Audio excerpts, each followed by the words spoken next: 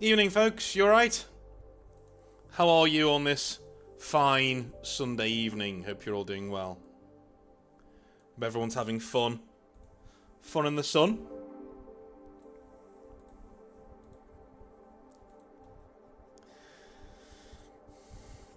Hi, Dominic. How's it going, man? Hi, Azrael. Good to see you back. Sky Commander. Hello. Hello, Kazrak. Cameron Roberts. Good to see you. Michigan Yankee. How you doing, dude? Jim Jitsu. Thank you for sending in your hobby nightmare, dude. That was really cool. And Blood Raven. Painting my first box of Blood Ravens. Please do send me a picture.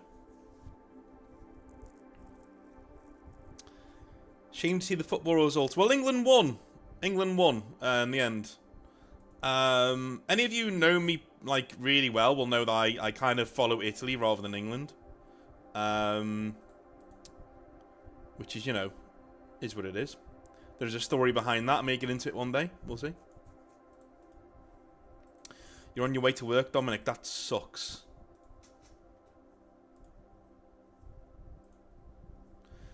That really sucks.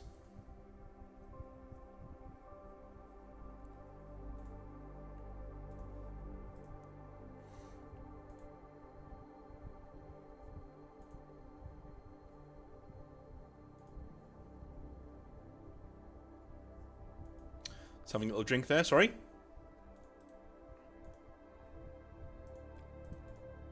Well, I'm glad everybody's doing well. That's the main thing. We will be doing the itinerary for tonight. Is that we're going to do a little bit of a chat, just a little welcome. Then we'll go to doing some... we'll do a prize draw. Then we'll do some showcase of some models. We'll have a little chat again. We may do some Q&As. And then we're going to play some video games. And I have one or two tonight that I'm very excited to play. That are really chill out. Because I've noticed that if I play... I don't know. Some of the games that I play on this stream are really intense, so I've got to concentrate quite a lot. I'd rather play a game where I don't need to do that. And I think city builders are a good thing to do. So I've got a surprise game for us to try that I've never tried before. So we'll work that one out together later on today. And then we might play some City Skylines and start a city together, which would be pretty cool. I'd enjoy that.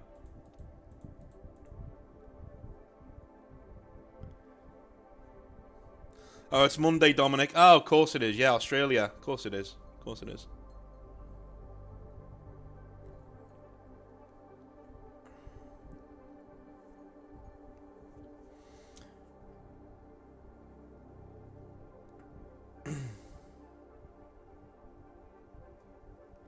When Warsmith says, when do our Discord hangouts normally happen?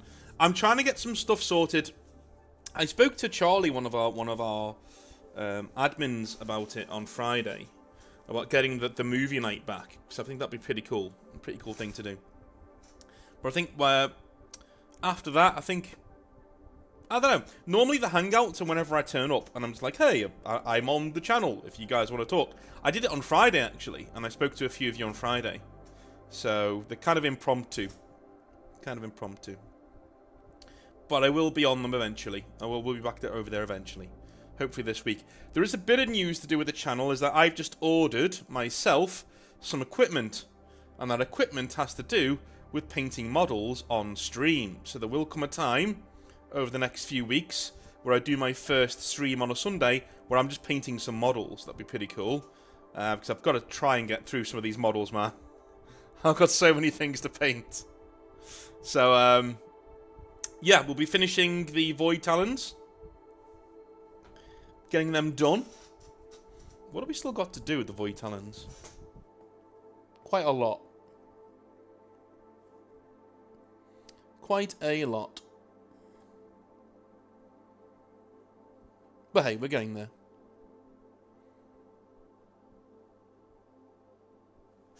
We are getting there.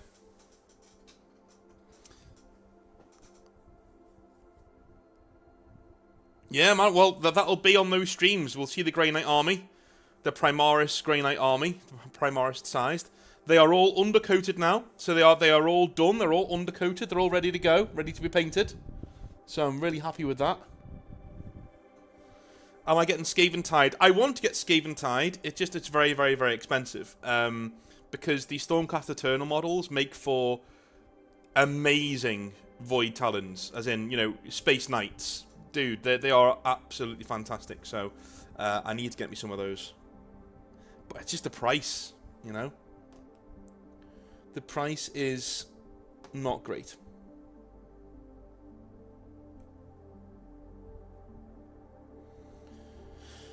Well, you know, it is what it is. It is what it is. We've complained about the prices for so long that it's getting a meme now. It's beyond a meme, isn't it? Let's be honest. Right, let's do a prize draw, shall we? Because, well, I want to. Window capture! Woo! Here it is. Good old prize draw. You should be able to see you or yourself on the right-hand side. If you follow the channel as a channel member, or if you are a Patreon member, you will be on this list. And we will be going in and seeing which one of you wins a signed box of Yorkshire tea. I think we have our two winners from last week. Expect an email from me today with instructions on what we're doing. Because I have your Yorkshire tea now. It's all here, all signed. Hello, Noel. You're one of the winners. So make sure you're here next time. Well, no, make sure you're next to your computer later on tonight or tomorrow morning. I'm going to need your address, my man. I'm going to give away 5 today. We'll give away 5. 5 boxes of your greatest Yorkshire tea. Alright. I don't have models to give away right now, but I will do next week. Next week will be a big one.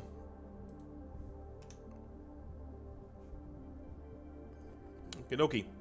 Let's do our first spin, shall we?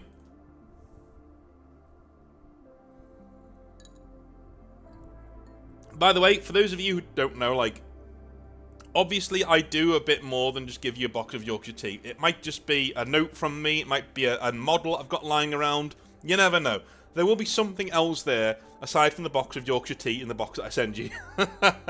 It's not just a box of Yorkshire tea, right? Yeah, it is signed and there's a card in there at least, alright? So, Ben McGreevy.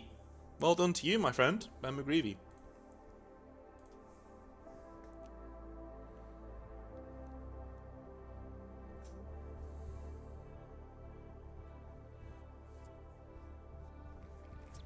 Art. Well done. I hope that's art isn't a person, not a concept. Because that would be very expensive if I've got to give it to art as a concept.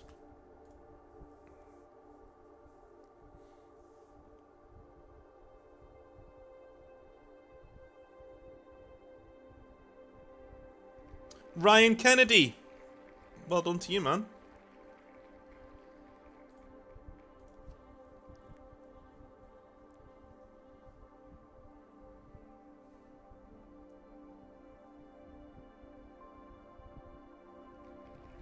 Brian Brooks. Well done to you. And finally,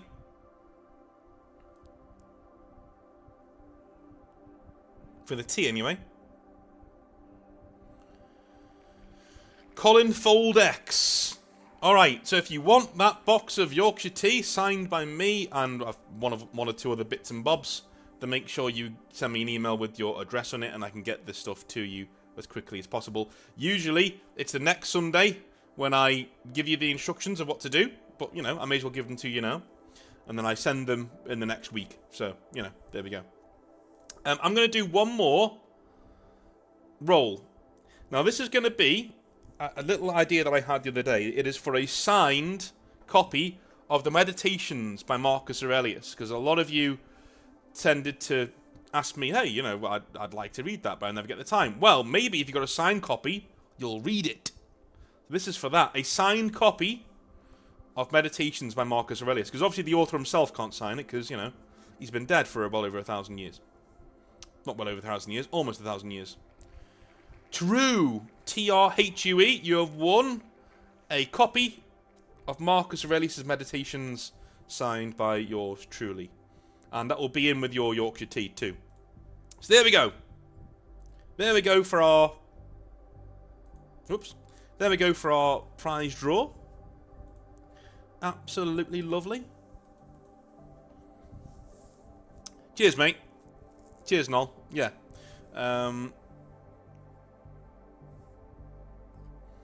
Hey North, I came up with a homebrew chapter of Astartes called The Dragons of Terror, where they are all blanks and mainly consist of firstborn marines. What do you think?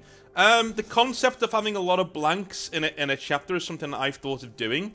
It's just blanks are considered to be very, very, very, very, very rare, and a very precious resource for the Imperium too. So you would have to come up with two things, right? Number one, why do you have so many blanks?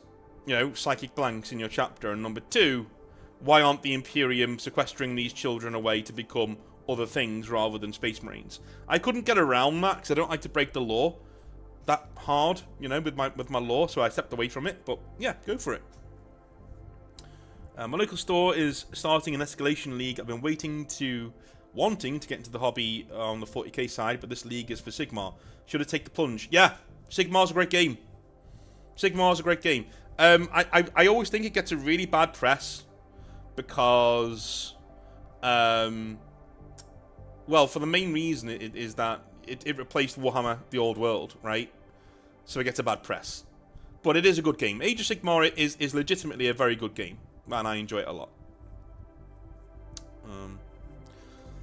Are you still doing home, chapter, army, lore, and picks, etc.? I'm doing picks today, but if you send me in some lore and you want me to look over it, I will do. It's not a big deal. Dumb question for the community. Are there any Chaos Demon players here? I'm curious. For 40k, do any of them have ranged attacks, or are they all exclusively melee army? They do have ranged attacks. They do. Because, you know, it'd be silly if everybody was close combat, because Tzeentch isn't really in close combat, right? They don't really like it. Yeah, Jinjitsu said the same thing there.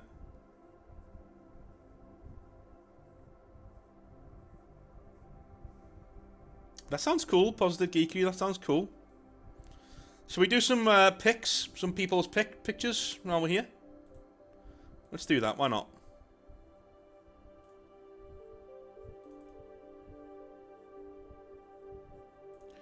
Showcase models.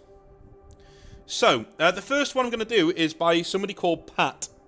And this is a 3D printed army.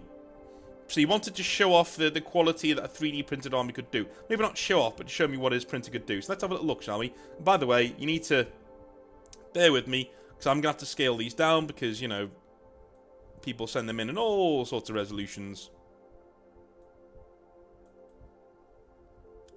Alright, so we have Citadel arms. Now, please fill me in. These look really cool, by the way, but please fill me in, if you'll be so kind. Are arms and dynamic poses really difficult for a 3D printer to do? You know? Answers on a postcard. Because I often see these models, and the arms are always done separately. Do you know what I mean?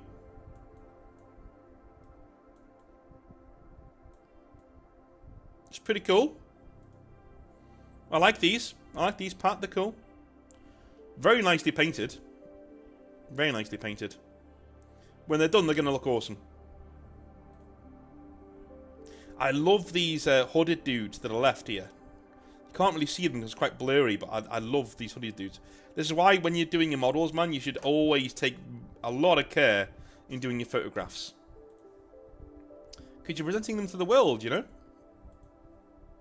Alright. Let's go on to Sam.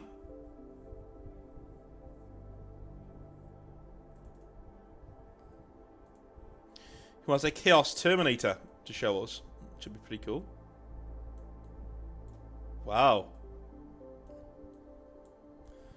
I like this dude. That's cool. So what you've done, Sam, is that you've taken on a very, very, very difficult colour scheme. That is... And I'll be honest with you, if I blur my eyes, that looks like an amazing paint job. I know that sounds like it's a really backhanded compliment.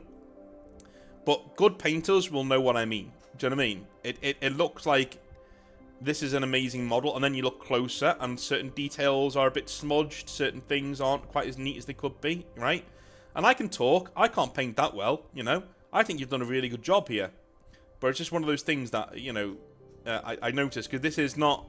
I reckon if you painted a normal colour scheme, right, it would look amazing. This looks good. But I bet if you did a normal colour scheme, like you know, iron, gold, green, you know, or something like that, a more simple colour scheme, it would look superlative, absolutely amazing. Because the way you've taken this on, this is a brave thing to do. This is brave. I couldn't even get anywhere close to this if I tried this. What are people saying in the chat? 2 squads of them. Cool. Resin ones. Yeah, Killer Terminator. I agree. It's awesome. I mean, I certainly couldn't do any better. You know what I mean? Like, I'm not this, like, amazing painter who's going to give you loads of advice. I can only call it like I see it and what I've learned over the years. Here we have a Demon Prince. Oh, that is a garish looking Demon Prince. That's Slanesh all over, man. Look at that.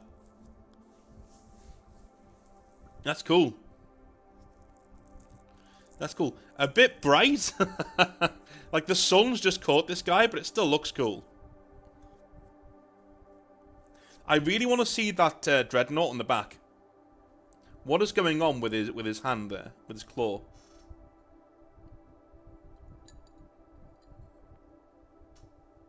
That's what I want to see.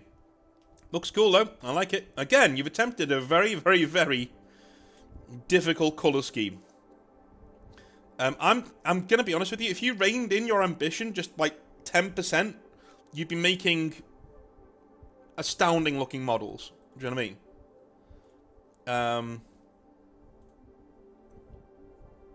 I wanted to show this by Slave of the Parasites. I don't think you'd be at this level, but I think you could get to this level if you did that. So I'm going to re-show this from last week because it was just so amazing. I've got to show it again. Look at that bad boy. You know? That is what a Demon Prince should absolutely look like. I had to show it again. Absolutely amazing.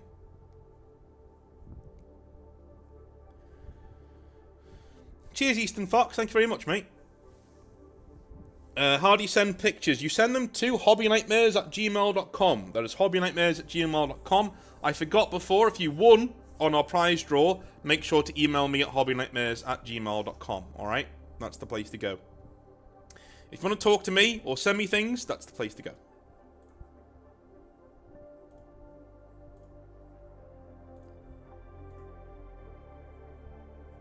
Alright, Will has some lovely pictures of Darktide inspired models for us.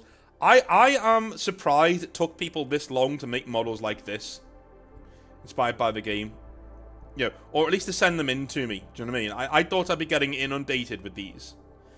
But these are Darktide inspired miniatures. Well, painted anyway. Obviously the sets you get from the Darktide minigame. Cool though, huh?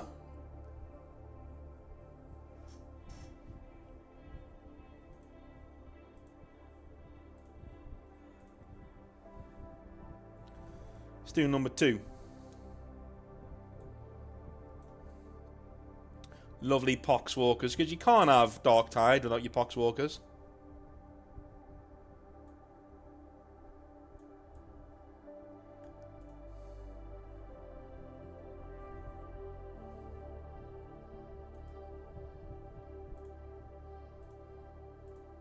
They look suitably disgusting.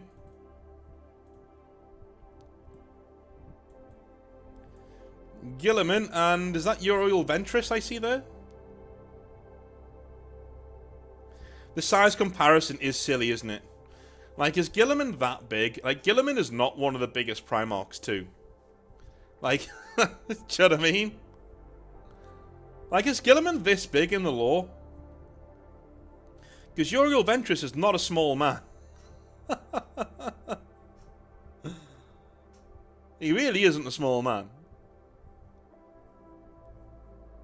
Looks like a child compared to this guy. Like, I swear in the lore, a Gilliman is like, maybe, I don't know, like half, like 2 or 3 heads taller than a Uriel Ventress. But Gilliman here is a fucking giant. Like, Gilliman there is the size that Vulcan should be, do you know what I mean? This is lore accurate of Vulcan, to me. Not Gilliman. Do you reckon?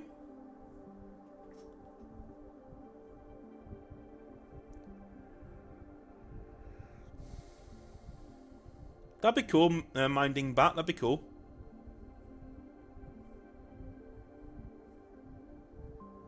Oh, I see, Ed, I see.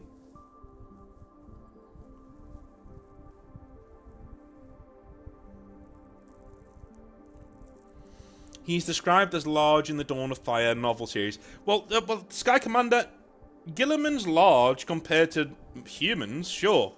Okay, like, yeah. Uriel Ventress in this pic is the size of a human to me compared to a Primarch. Do you know what I'm saying? He's literally the size of a human. So, like to me anyway, like he literally is the size of a human. Like that is if I was standing next to a Primarch, even the smallest of them, this is the size differential that there would be, you know? Uriel Ventress should be a lot bigger than this. Or Gilliman should be a lot smaller. Gilliman should tower over Ventress, don't get me wrong. It should be like me standing next to a guy like, you know, The Big Show or Great Khali or something like that. You know what I mean? Like massive. Oh, way, way, way bigger than me. But still like human-sized. It should be like that. Because Gilliman's still Astartes sized, he's just massive. He's a massive Astartes, you know? He's Primarch, you know, but he's massive.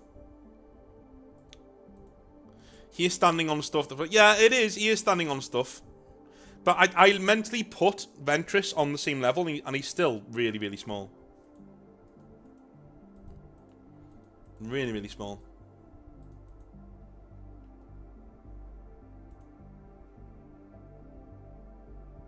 No. Somebody who's 7 foot tall would dwarf me. They're a foot bigger than me.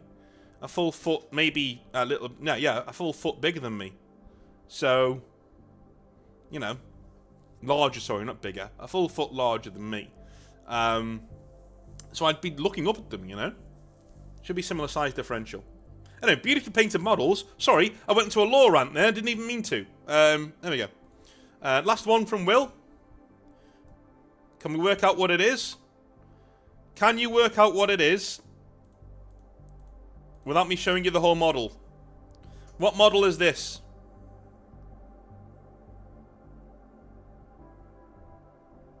What are we looking at here? Jack Charlie says, hey North, I really think you should do a collab video with Pancreas No Work about the Space Wolves and their shortcomings. I brought you a Logan Grimnar chariot for your birthday. Thank you very much, Jack. Thank you. Yeah, I mean, I'd love to. I mean, he's a much bigger YouTuber than me, mate. I don't think I'd get the time of day, but like he's one of my favorite YouTubers. He's very, very funny, and he actually got me into Gotrek and Felix too. Like I wasn't gonna be into anything like that. It is a Contemptor, you're right, but it is, I think, an Iron Warriors Contemptor. Is it? But anyway, yeah, I'd love to do a video with him, but again, I'm not, my channel's not big enough to get anyone's notice like that. Not that I'm not throwing shade at him at all. Like, you know, there's only so many hours in the day. But yeah, one day that'd be dream. That'd be lovely. That'd be great. The guy's a hero of mine. Same with Amber King. Like Amber King, you're the like. It must have been a year or two ago now when I was watching. I was playing some Witcher 3. And the Amber King just turned up in the chat. I was like, hey, North. I was like, oh my god. He's like my favourite lore YouTuber. That was amazing. So such a cool moment.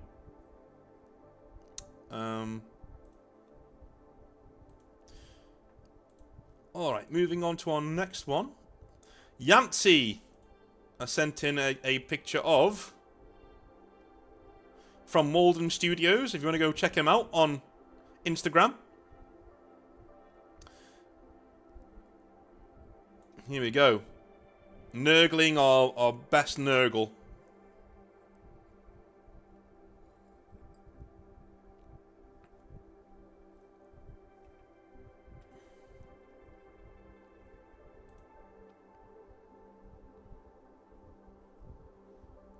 I love the discoloration around the zit on his belly. It's little details like that make you realise where the talent is. Do you know what I mean? There's a serious amount of talent in this painter. You can just tell by the way he's done this. It's incredible. That's incredible. That's beautiful.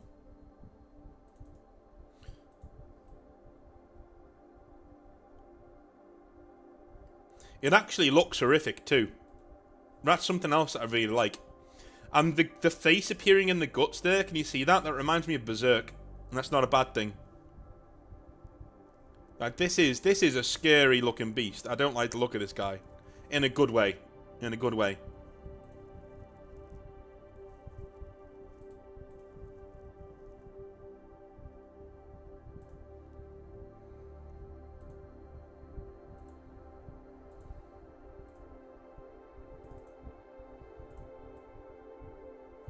And another one. Absolutely awesome, dude. Awesome, awesome, awesome.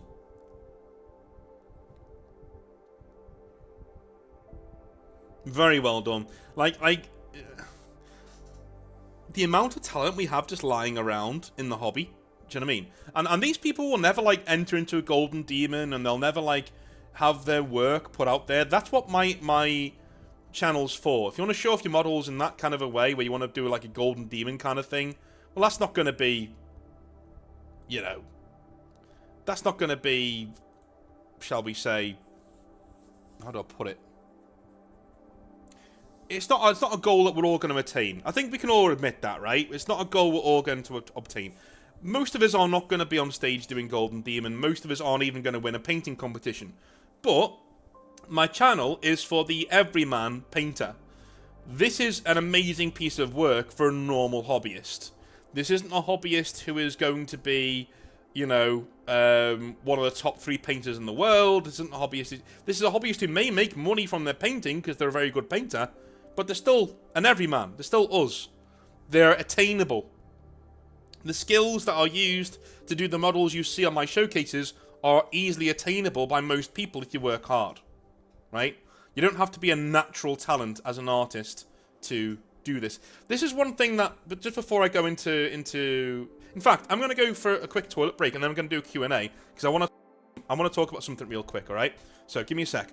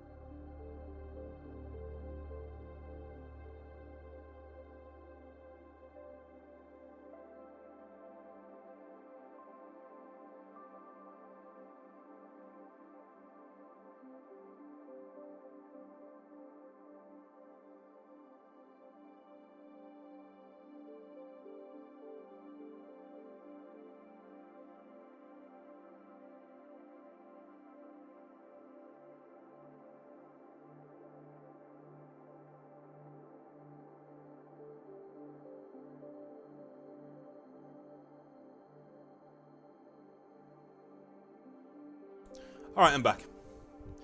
So, one of the things that really annoys me about painting tutorial channels sometimes, it's not the airbrushes.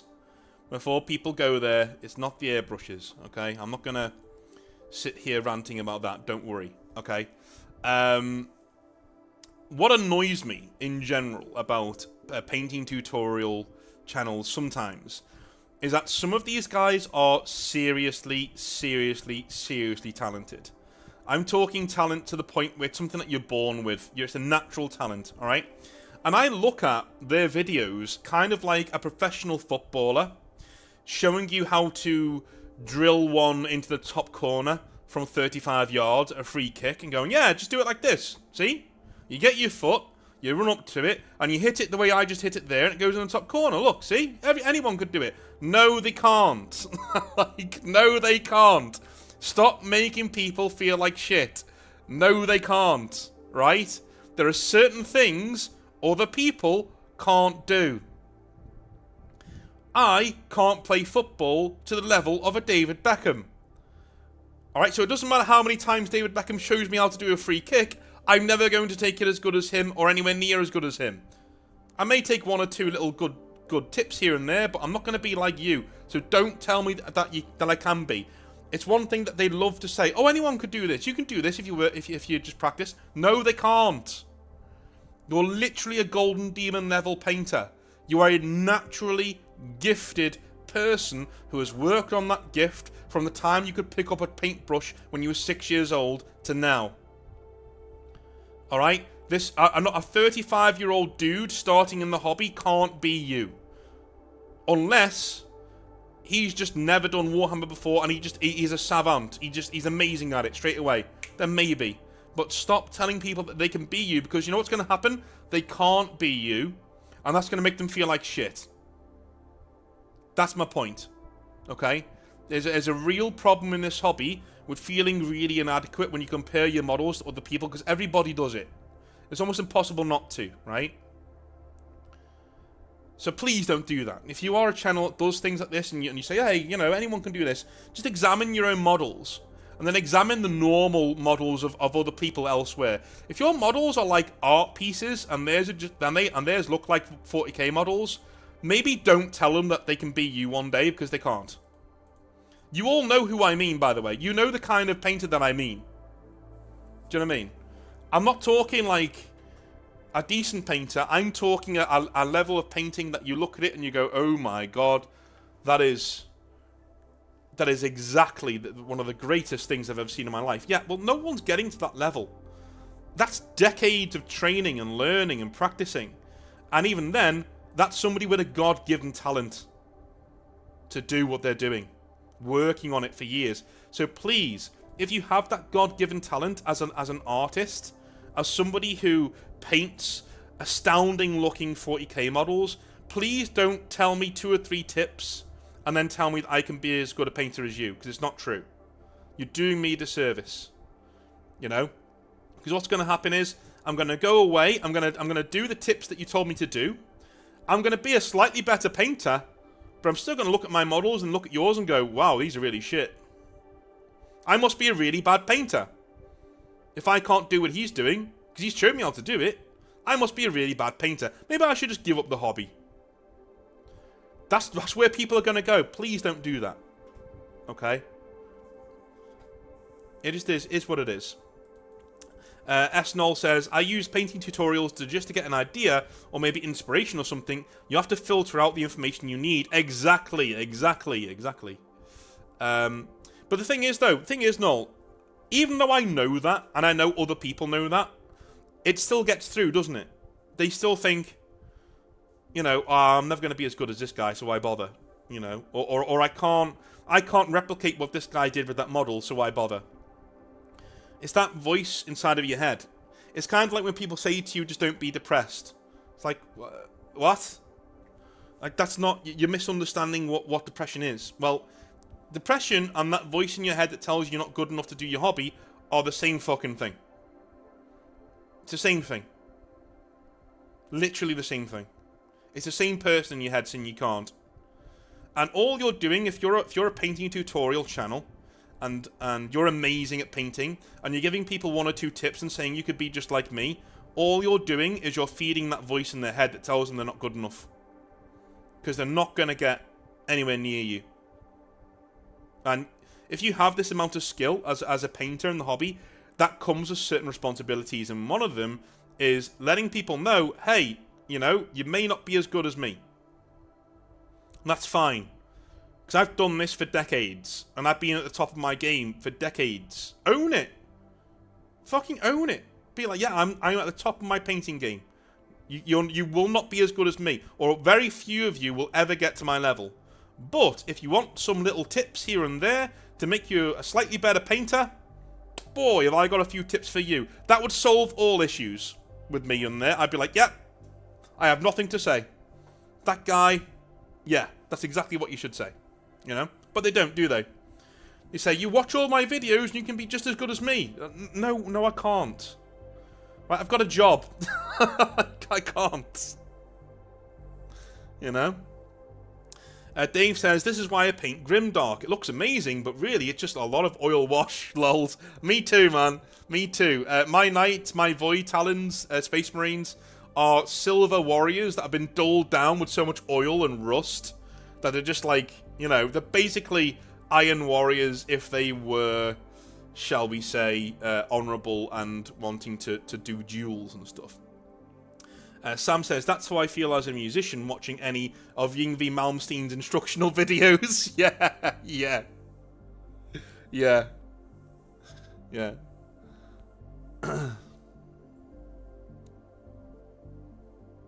Exactly. I feel the same way, Supersonic. Supersonic, if I'm at that level that you just said there, most of us in the hobby will paint to a decent tabletop standard that looks good for the game and the players and other players enjoy looking at it. That's good enough for me, though. It is. I'm telling you now, if I do that, I have succeeded as a painter. You know? Raziel says, 30 years and I still suck. Malfic says, I try to suggest that people do simple things, and I tell them that their stuff will look good enough for the table. My standard is arm's length. That's good. That's very good. Malfic, could you tell people what you mean by that? What you mean by arm's length?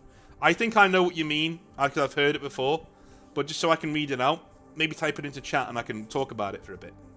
Alright, I'm going to do a Q&A. Before we do some gaming, alright? So I'm going to do a bit of a Q&A, and I'll open up my my Patreon mailbag.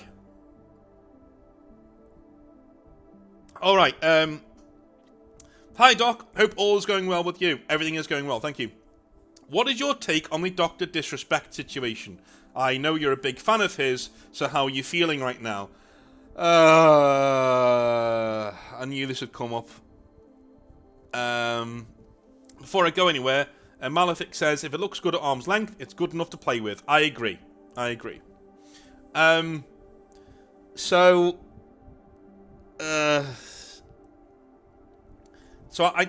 anybody who knows me, right, will know that I'm a huge Dr. Disrespect fan and have been since about, well, 2018, 2019, right?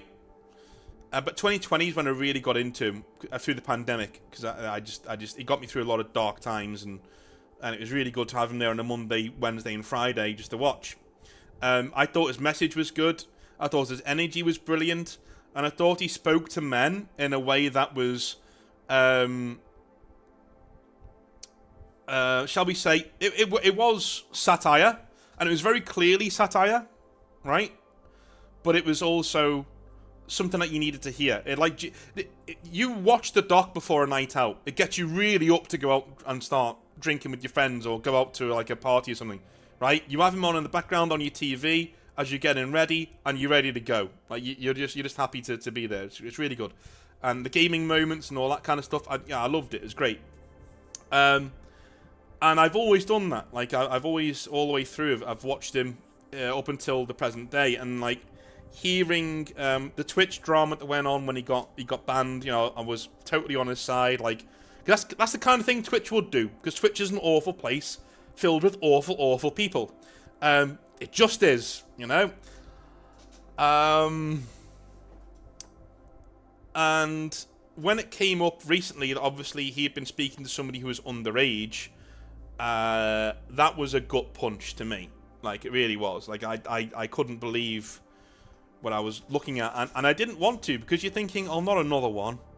You're thinking, not another one. Can we just have one male dude?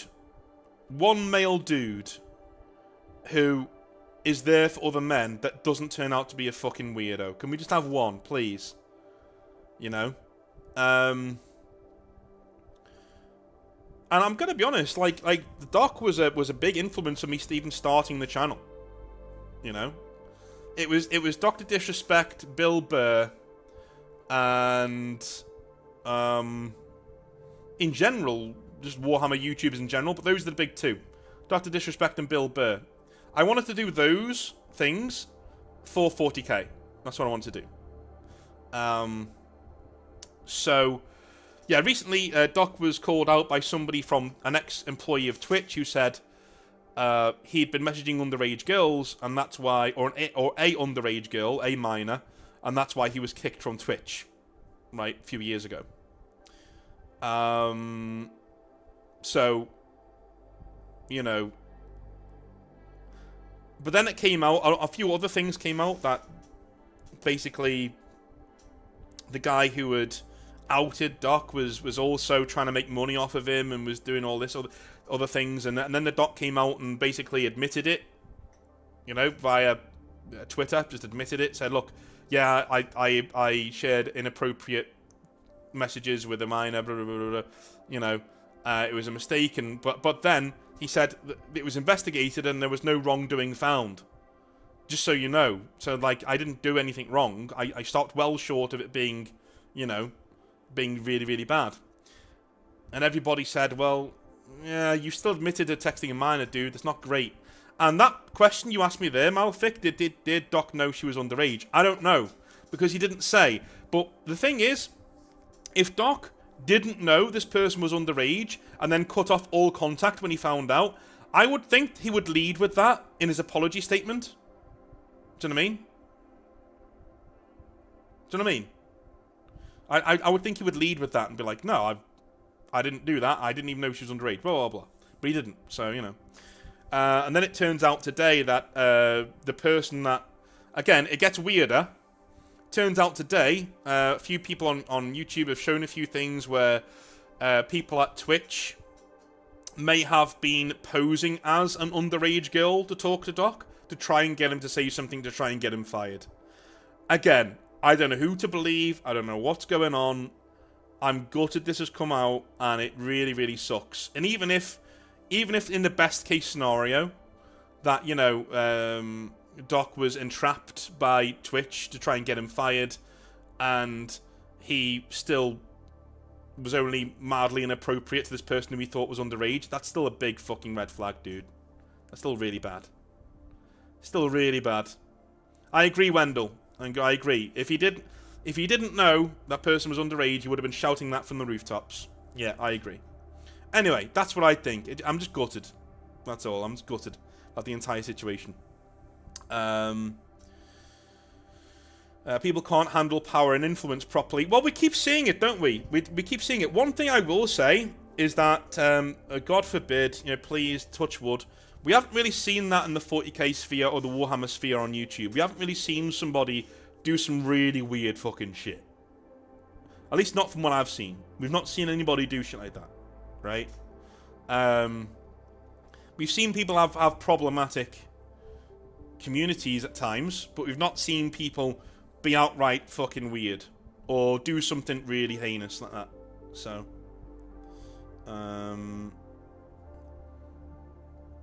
that's true, Malefic. That's true. He could have signed an NDA. But anyway, moving on, because, you know, I've said what I need to say.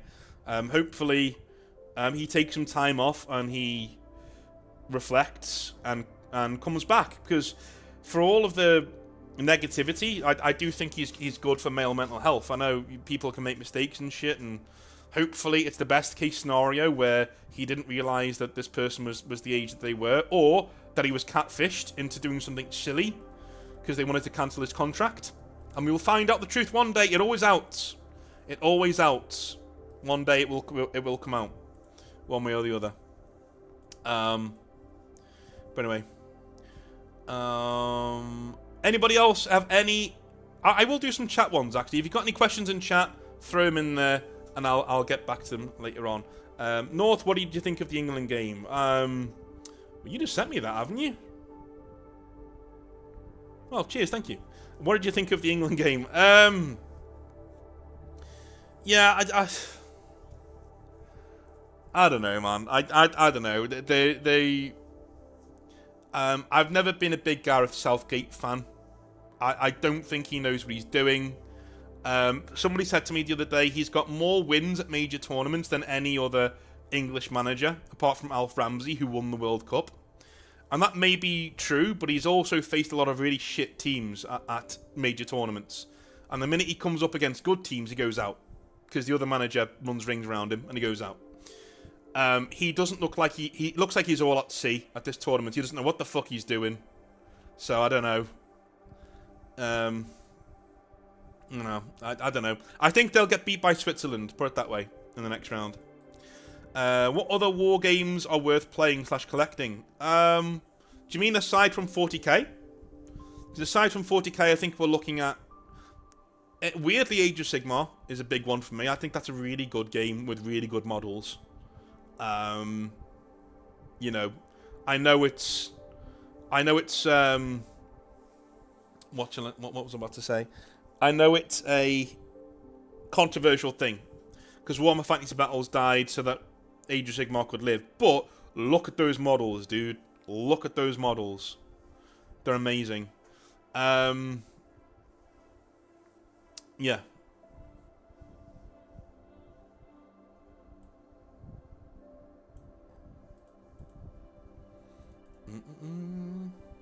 What else? I think we had one last week, didn't we? Battletech. Battletech's really good. I really enjoy Battletech. Very, very, very good stuff. Very good game, Battletech. I love watching that get played. Really fun. There are some cool skirmish games. The Skyrim one's really good.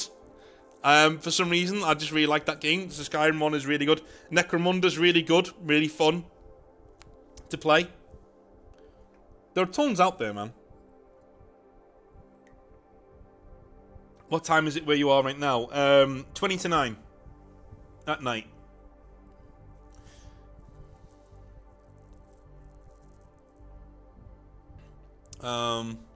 Is Custom Space Marine chapters going to make a return? And we're doing my chapter. Yes.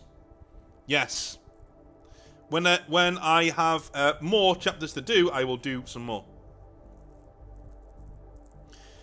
Would you consider coming down to Suffolk to do a 40k meetup to play for charity if I could get it sorted? Yeah, depends on the charity and my time availability, but yeah, I mean, if you go on the email me. It's a bit of a trek, like, from where I am, a bit expensive, but I don't know. Do not give money to Catalyst. Buy from others. Why not, Malefic? Why not? Why shouldn't we give money to Catalyst? Can't say that and leave. Bolt Action, which I believe a 40k game designer was part of making. Yes, he was. Yes, he was. Yes, he was. Rick Priestley was one of the writers of Bolt Action. And Star Wars Legion also seemed popular. Star Wars Legion is brilliant. Star Wars Legion is brilliant. It's just the brand I can't get behind. I'm like, sick fucking Star Wars. But if you made another game with Star Wars Legion rules, man, I'd be all over that shit. I'd be there in a heartbeat. I should also shout out Conquest Last Argument of Kings. That I've heard of that. Conquest. Let me have a look on here. Conquest Last Argument of Kings. Aha! Yes, I've seen this game. I have seen this game. It looks superb. Absolutely superb. Like the old world never went away. Looks really good.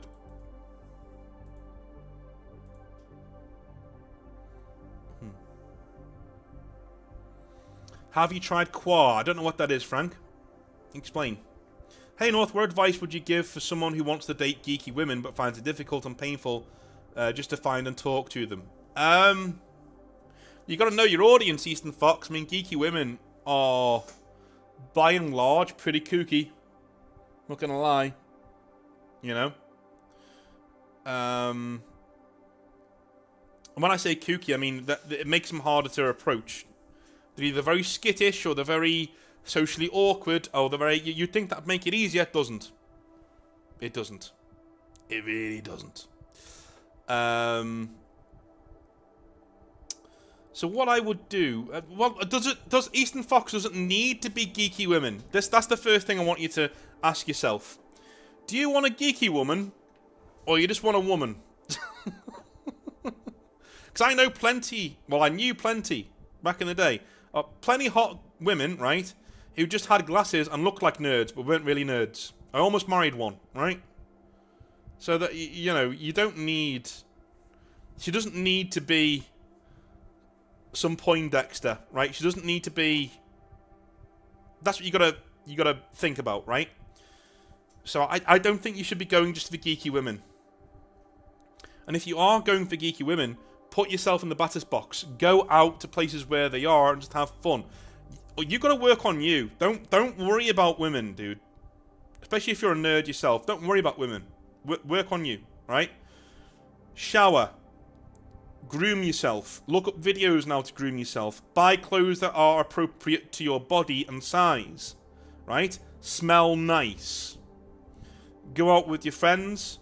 Make sure you're having fun with your friends, first and foremost. You're not there to get women. You're there to go out with your friends. At all times. You're there to have fun with your friends. You're not there to get women. Because there's one thing women can sense from 3 rooms away. It's desperation. It's a guy who's come out to get laid. They can sense that shit. I've stood next to women who go, oh, the vibe's changed a little bit in here. Yeah, because a few guys came in who were obviously on the pull, and she hasn't even seen them yet.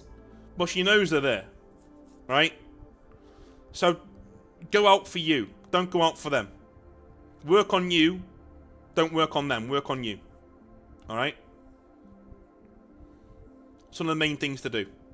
And, secondly, don't just look for... Stop narrowing down your preferences.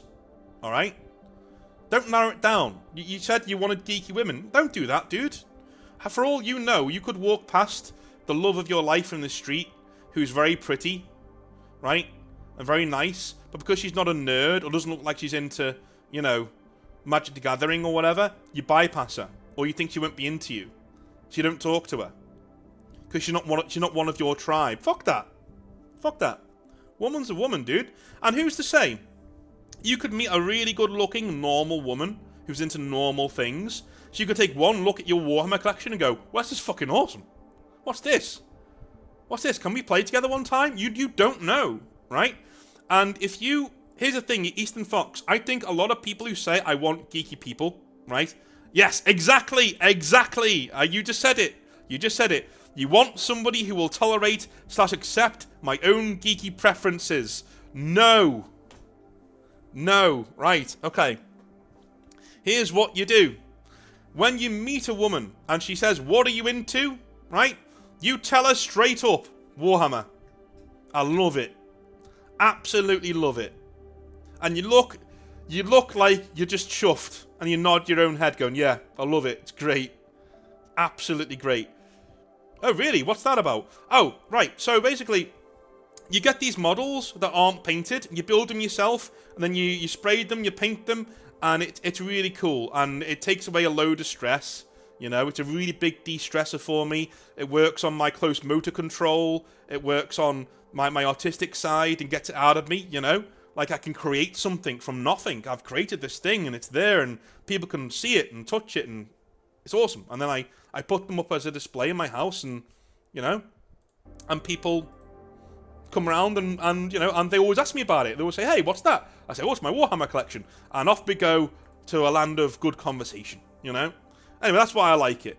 It's just something that I've always been into. No woman on earth is going to go, ew, at that. They're going to go, well, this guy knows what he likes. And he's not ashamed to tell me what he likes. Alright?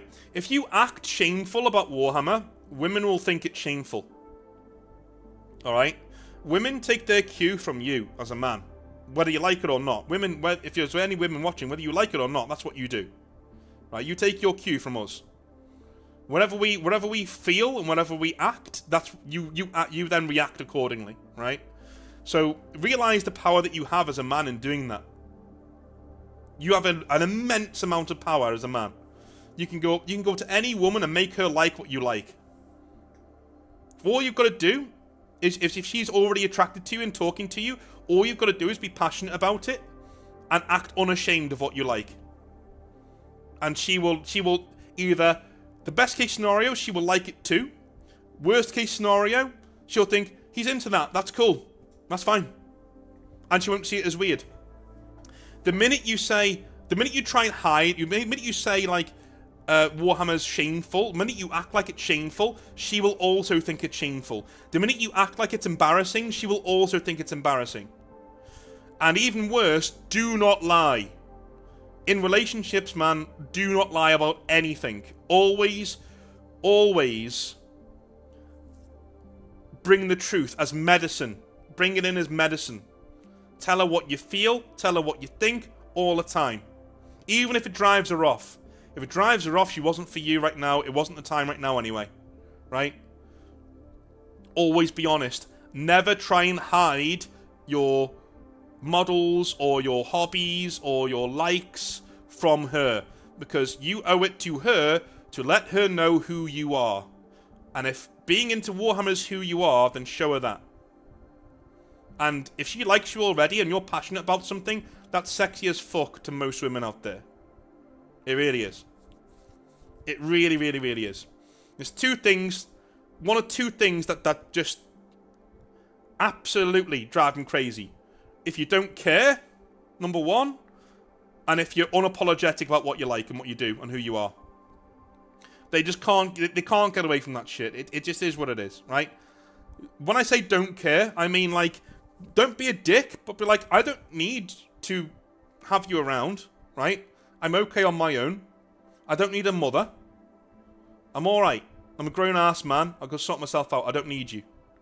When you go out for a drink, when you first meet them, what's the first thing that drives them crazy? You don't go over to them and be like, hey, can I possibly buy you a drink? No. You just go over and say, yeah, I'm going to, you know, you just head over there and you just start talking. You don't do anything like that. You don't act like you're happy, you know, you've, thank you for giving me your time, it's so precious. No, it's fucking not. Your time's precious. Your time is precious. You're a man. Your time's precious. And she's on it. Right? Again, if you've walked over to talk to a girl, she likes you anyway, dude. You've caught her looking once or twice. Right? You know? And sometimes it's not what you say, it's how you say it. If you go over and you say, hey, saw you looking, like I was over there, saw you looking, I think you look absolutely gorgeous. Can I buy you a drink? Right? If she has been looking at you, and you know if she has, she's going to say yes. If she's single, she's going to say yes. And here's what you do, by the way. If she says she's got a boyfriend, fucking take the L, right? And do this. Go, oh, okay, no worries. Well, take that as a compliment anyway. Hope it made your day better. And then walk off. With a smile. Smile at her and walk off. The amount of... I've seen this happen before. The amount of times a guy does that, and then she comes over and gives him a number and says, actually, I just said that because you might have been a weirdo, but, like, here's my number, you know. Happens all the time. So if she gives you an L, just take it. Yeah, I don't give a fuck. Because you don't care. You don't care. You're obviously not there to get laid because you don't care. You didn't get persistent. You didn't try and change your mind. Fuck you. I've got better things to do with my time. Right? If you don't want it, I'll leave. Fine. No problem. You know? So yeah, that's what I would do if I were you. Don't be ashamed of your hobby. And stop looking for nerds, dude. Look for women. Look for well-adjusted, beautiful women. That's what you do. And do that accordingly. Whether she's a geek or not is neither here nor there. Okay? Look for beautiful, interesting women who are interested in you. And go with that, right? Alright, cool. I'm too shy for that most of the time. Yeah, I know. Listen, man, I would find it really, really, really nerve-wracking approaching a woman too, right? I'm very glad I'm not single. The first meeting is the hardest part. I agree. I agree. I absolutely agree. Absolutely. That is the hardest part. Eastern Fox, do you have friends? Like, I mean, friends as in that you go out with. I'm not trying to ask you if you're some sort of recluse. I'm not being facetious there. Do you play Helldivers 2? I did, but I've not, like, for a month or two yet. There's not that much content. But yeah, you know. Any other questions before we start some gaming? Because I've got a game that I'm actually looking forward to playing. Which will be really, really cool.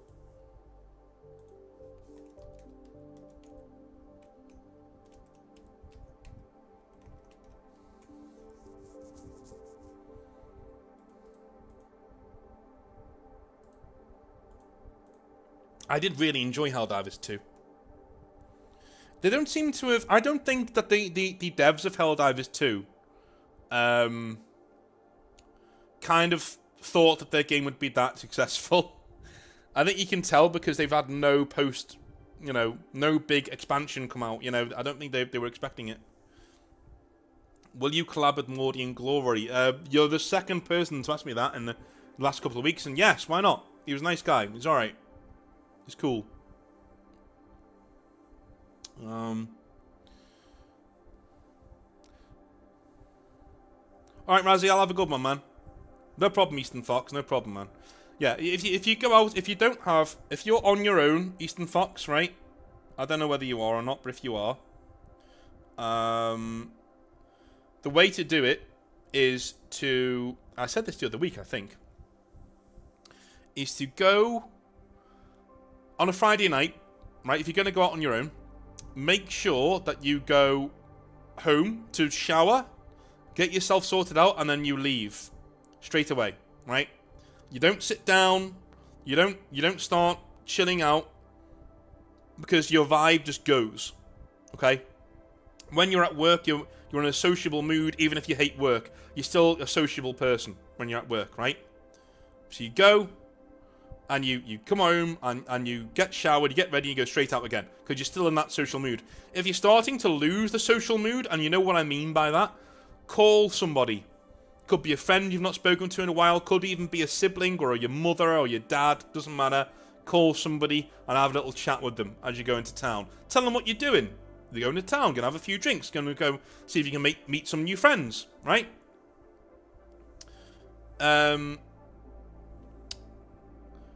then when you're there, make sure that you don't hang about. And this is useful even if you go out with friends, especially if you're going out to meet women, right? If you're out to meet women, this is the best thing to do. Okay, done this more than once to show off to friends, and it works every time, man. Right? You go in, and there will always be in the bar or club or whatever. Make sure you're somewhere where you can hear people talking. Number one, make sure you're in a club or a bar where the music's enough so you can hear people talking. I don't do well with loud noises. I'm kind of autistic that way. I don't like really loud noises. It just annoys me. It just makes me not angry, but it knocks me out my stride. So I always try and go somewhere like a bar, club that has, you know, decent music, or at least a sitting area. There will always be a gaggle of women. I call it a gaggle, right? There's always a gaggle. 4 or 5 women, maybe even 6 women, out on the night out with the Prosecco. Woo, yeah, you know, just drinking, all that sort of stuff, right? Go over to them and say, girls, I'm supposed to be meeting my friends, but they've ditched me. They're not here yet, and I'm lonely. Can I sit here? They're all going to go, yes, of course, because that's what women do, right? Right? I've been jibbed off by my friends. I want to make new friends. Can I sit here? They're going to go, sure, why not sit down, right? I've never been turned down. I must have done this a dozen times. I've never been turned down. You know? Ever. There was like, yeah, sure, sit down. Yeah, you're alright. How are you doing? And once you're there, you won't get a word in edgeways. And if you treat it properly, if you're like bashful, but like really nice, if you're a nice person, they will treat you as their own pet project. They will start getting women to come over to their table to meet you. It's incredible. It works every time. Okay? And the amount of times I've done that to show off to friends, because they all think you're really good with women when you're not. I've done this so many times. You know, they're like, oh my god, man, how'd you do that? And it's like, dude, if you only knew how easy that was, and how talented I am not when it comes to women, you wouldn't believe it. But trust me, it works every time. It works like a charm. Hey North, what are some good tips as I'm going into college? Okay, do not get into a relationship in your first 6 months at college. No, don't do it. Or university, right? Same thing. Do not get into a relationship in your first 6 months. Feel it out first, literally, right? Feel it out first. What kind of women are in your college? Where are they? What do they do? You know, what do you do? What are you into? What do you want? Right? You work on that first. Get your feet under the table of your program of subject of choice first, right? Go out and have fun, make new friends. If you do anything, do it casually, and make sure you're very careful about using protection. Alright? That's what you should do in terms of relationships. The first 6 months, no. No. Right? Concentrate on your studies, concentrate on you, concentrate on having a good time. Go out and make friends. Drink as much as you can. I'm telling you. Because your first year of university is a slam dunk. Unless you really fuck it up, you're not getting kicked out. So treat that first year as letting your hair down, having your adventures, becoming an adult. That's what you should do. Your first 6 months to a year in university. Alright? Thank you very much. You're welcome. And if you're lucky, you'll end up with a woman who brings you drinks when you're streaming and things. Oh, aren't I nice, eh? Are you lovely? Now get out! Yeah, so that's what you do. You go into university, and first year, just fuck around, man. Just fuck around. Just don't screw around if you can help it. But you know, date, chill, make friends, get to know your subject, get to know your faculty. Get to know your faculty, definitely. Know the lecturers, know the seminar givers. Know the PhD students, because they will be marking your essays at some stage. Get to know all of them. Go on every social thing to do with your university course. So for me, it was classics. So we did toga evenings, where we'd go out on a pub crawl dressed in togas. Dressed as Greek gods. It was great. It was fun. And we all went out and had fun. That's what you do. Get ingratiated with those groups and go and have fun with those, right?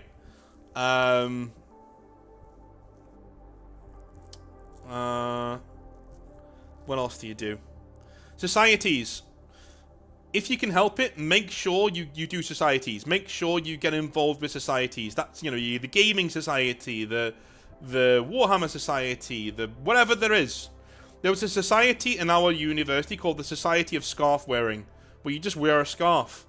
because they knew they could get money. They got like £100 a term from, you know, the faculty, and they spent it on one night out a term. They never even met up as a society, but it was 10 of them, and if you £100 in a student bar got you wasted. At least 5 or 6 people wasted. So that's what they would use it on, you know? Yeah, Jim, yeah. That's what you should do anyway when it comes to doing your university, alright? And then your second and third year, that's when you, if you want to, you get into a relationship, you start getting serious, you put your head down, you work hard, and you get the results that you want. That's what you do. Alright? Let's do some gaming. Because there is a game that I want to play. I'm going to launch it in the background first, and then I'll set up the...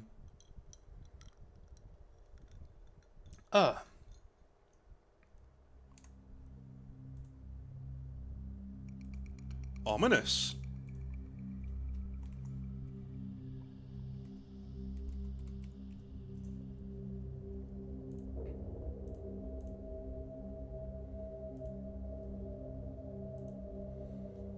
Alrighty.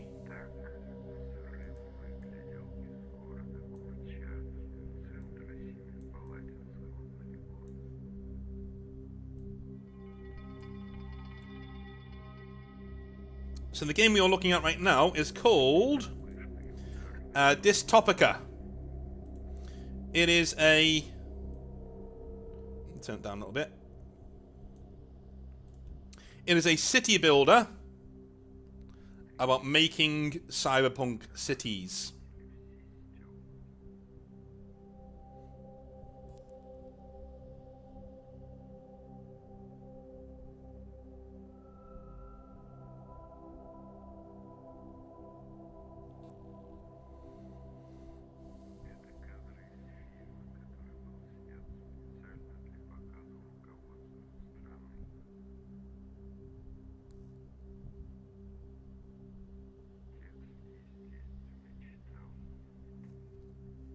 Alright.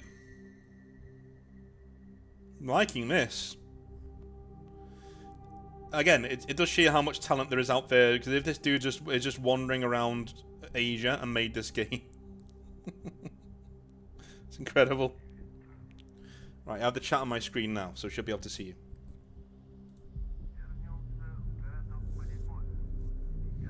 Alright, so I don't think there is a tutorial, right? I think we're just setting stuff down. Rotate the camera. Oh, here we go. Look at this.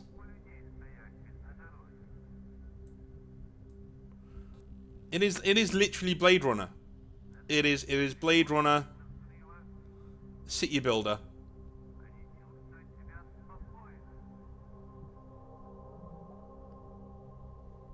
That's cool. Let's have a little so what have we got up here? We got district random.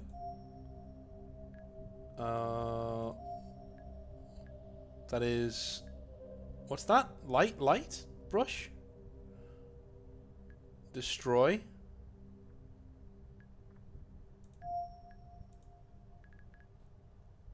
Oh, these signs you can put up. Okay, okay.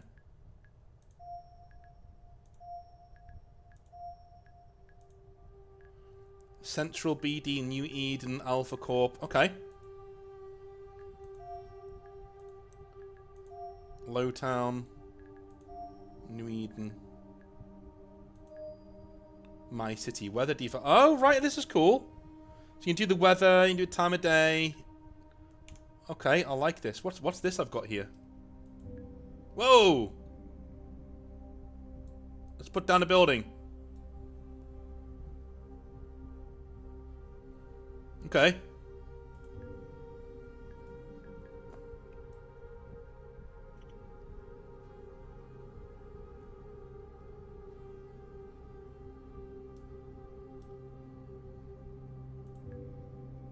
Alright, okay. No, I like this. This is cool.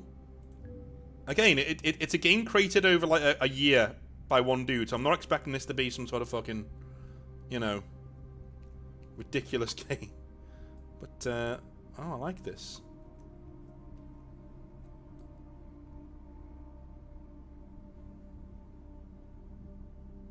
Hmm.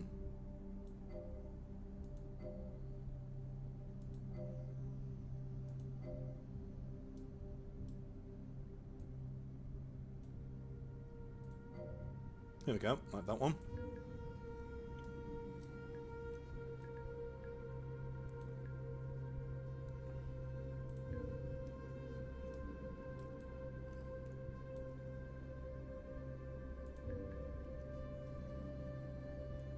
This looks like a gateway, you know?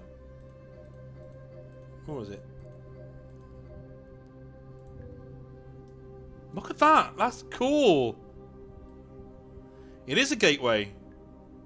Right, so we've got a gateway to our Cyberpunk metropolis there. Unlocked one of those, okay. Unlock the Discobulus hologram. See you later, Easton. Be good.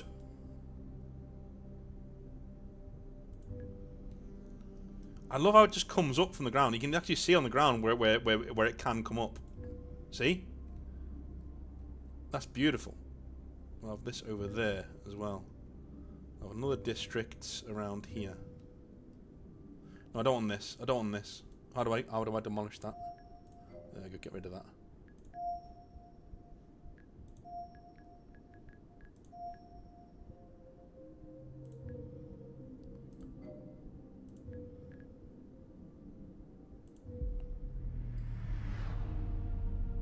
Hey, I got a whale or something.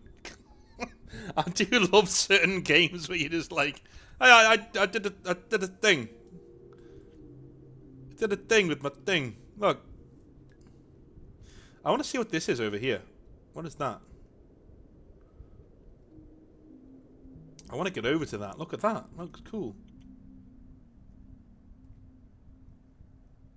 A little volcano.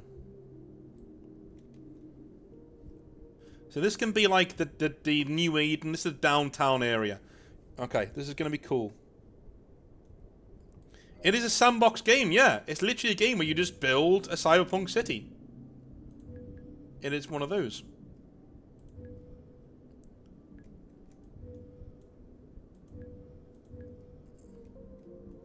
I don't want this. Get rid. Okay. Weather default time of day. Sunset early. Oh wow! Look! You can do nighttime, dawn. I like early sunset. Early sunset's my thing. Clear. Rain. Heavy rain. Low fog. Pea soup. Oh my god.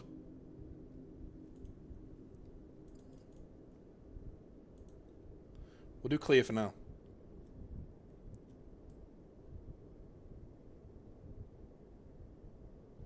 This game is pretty fucking chill. I'm not gonna lie.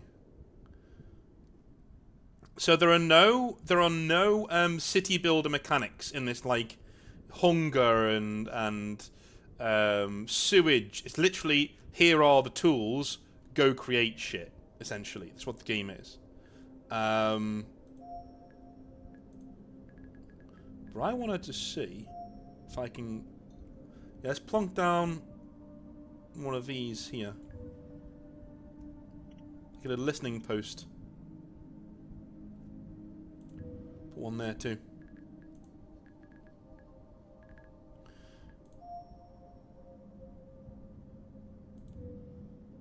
Edit text. Oh, okay.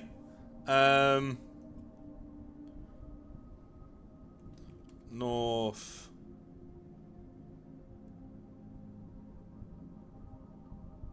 Opolis. Ha ha! Look at that. Northopolis. Dude, you could create... And there is a photograph modes in this.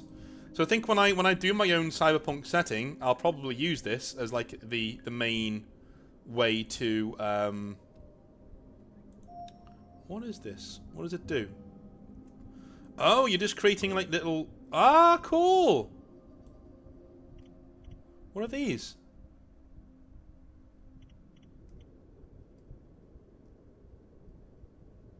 Okay. We'll make this the entertainment district then. Down here.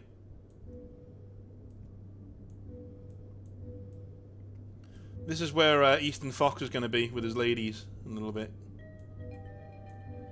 Like, hey ladies. Do you want a fox or an Eastern Fox? Because I got you covered.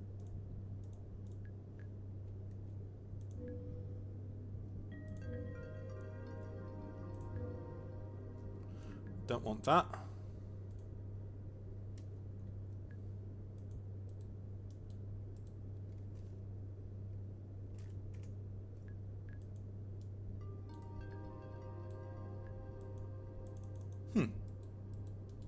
Yeah, we're not going to stick with this game for a little while, because it isn't really much to it. It's more just place shit down and watch it grow.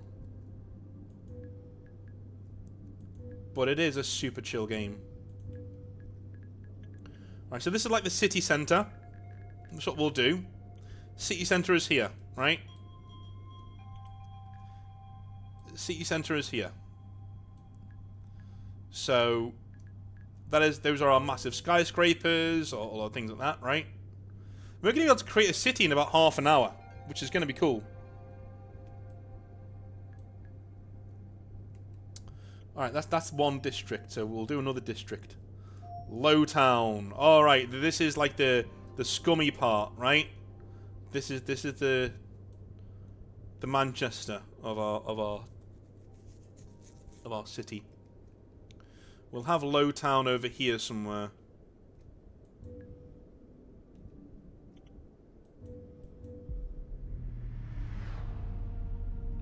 Unlocked? What was this? It is a big turbine thing. Okay.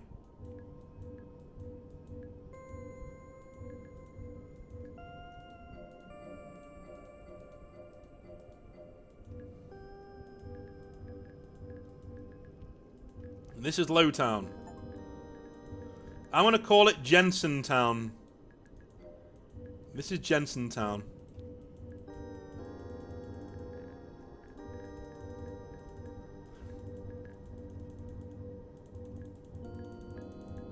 Alright, that's Jensentown. It's there. Alright. This is kind of addictive. I'm not going to lie. This is kind of addictive.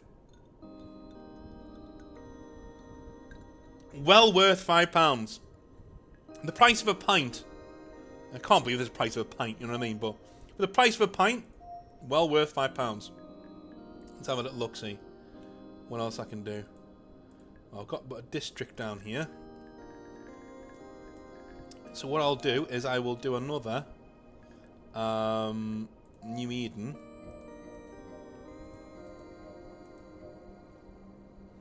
How do I...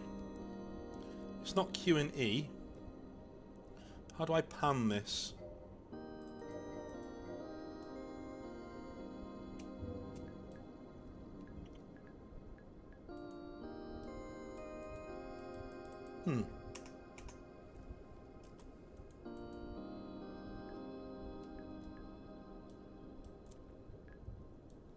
What other districts do we have?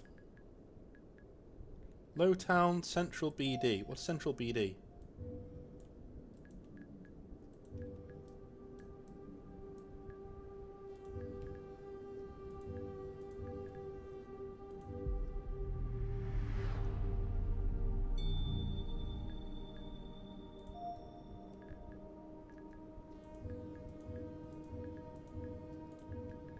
Right, so we got Central BD. So these are like department buildings and tenement buildings, right? Then we got the industrial quarter over here, Jensentown, shithole, right? And then we got the corporate sector over here, where, you know, most of us obviously live because we're all high rollers here. And an entertainment complex down here, which we're going to call the Eastern Fox complex. It's going to be down there with all of the big bright lights. Bright lights, big city, pretty ladies, the nature boy. Right, where are we going to go with them? We got a pyramid, guys. Got a fucking pyramid. I like this. I like this a lot. Pyramid's gonna go here. What? It's literally Blade Runner. Look, that's so cool. That's so cool. Okay, and the Alpha Corp. We'll stick you.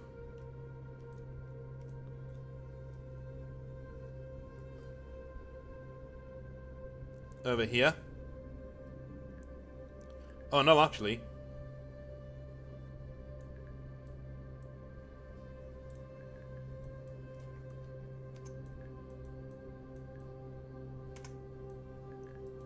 I don't want that there. Oh well.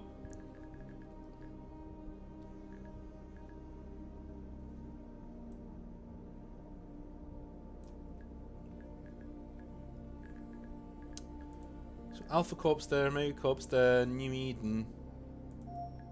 We'll stretch out New Eden a little bit because we're getting to.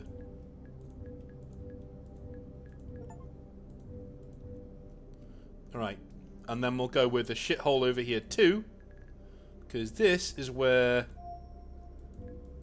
all the really nasty buildings are.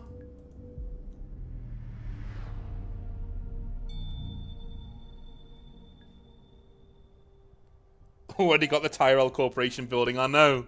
It's cool though, like for £5, like what more could I want? You could create so many things with it. I hope he adds to it. I hope he adds to it. So New Eden.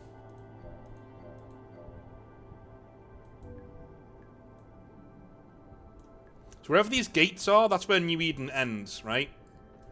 That's where you got to be careful because you're going out of town, sort of a thing.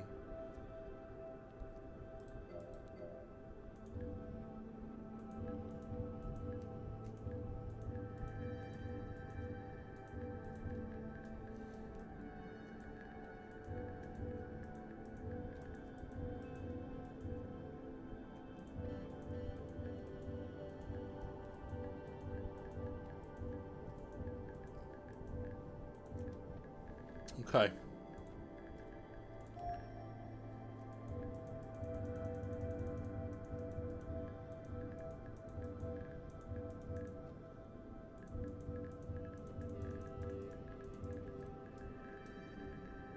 This is getting really big. Like, I'm not even gonna lie.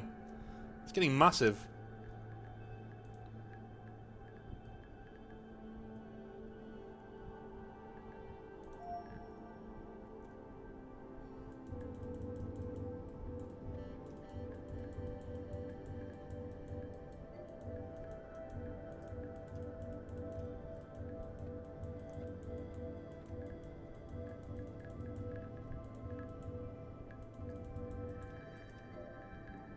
Okay.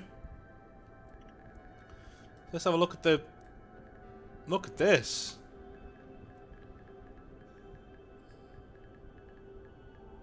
This is us, just 20 minutes into the game.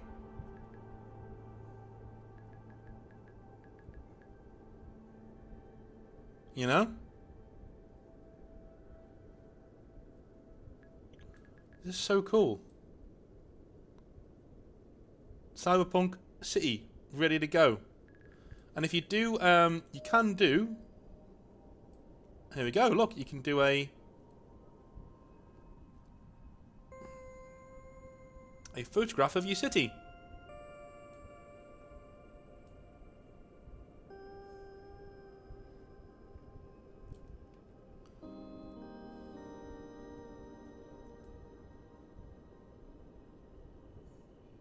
So cool, man.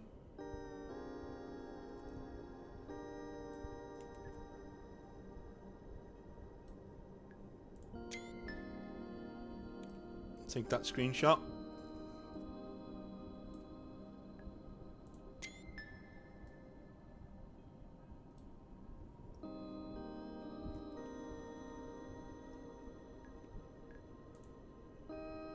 Fog intensity.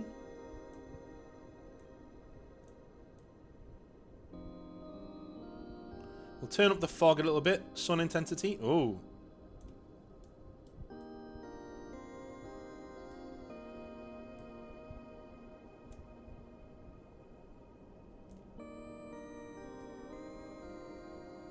A little bit more fog.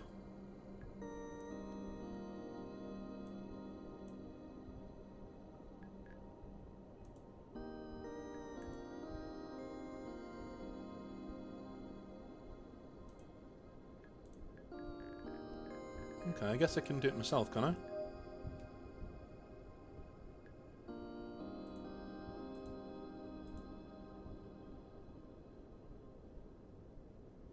Low fog.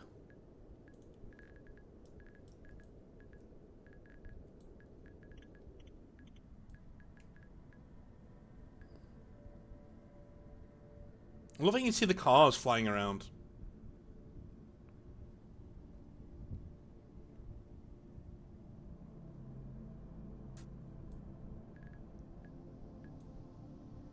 It's pretty awesome.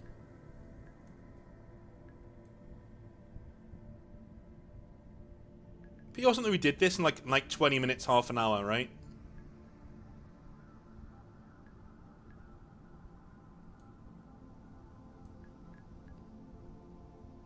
It's a cool little game. I like this. This is good. Let's save it. How do I save it?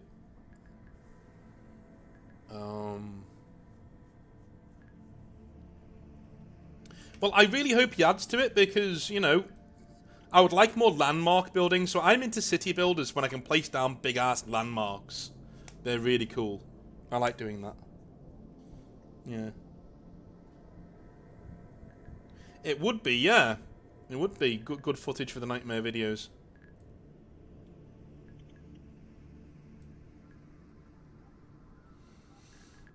You've given me an idea there. Is that saved? Did I just save it? Excellent. Right. We'll leave that there. We'll go play something else. That was really good, though. I really enjoyed that. That was really good. Absolutely. So, I'm thinking we get into another city builder before I go. And I'm thinking we're going to be doing a bit of city skylines. Maybe. I don't know. Where are we now? 21:30. Oh, we can do. We'll do a little chill. We'll do a little chill. Why not? We'll do a little chill. Do a little hangout.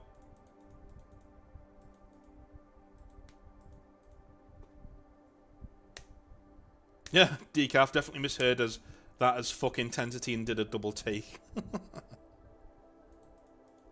Damn straight. Damn straight.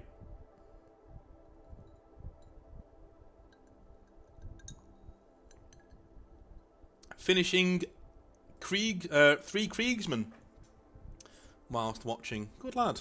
Good lad. It is, Sam. Yeah, it is. It was a very much so a game where you literally just build up a city and you don't worry about anything else. Which I quite liked. I thought that was quite cool. I thought that was quite cool.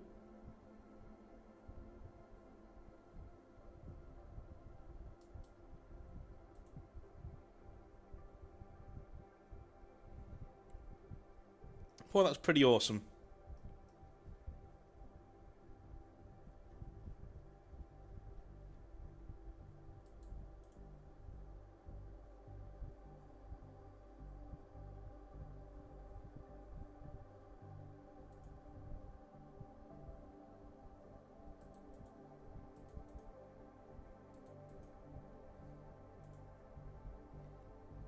What do you guys want to talk about? I've still got another half an hour. I was going to do City Skylines, but I've only got half an hour left, so I need to be careful about starting something I'm going to be on for an hour, 2 hours, 3 hours. What I might do, in fact, I will do this week. I will do more streams, and I will do City Skylines on those streams. Is what I'll do.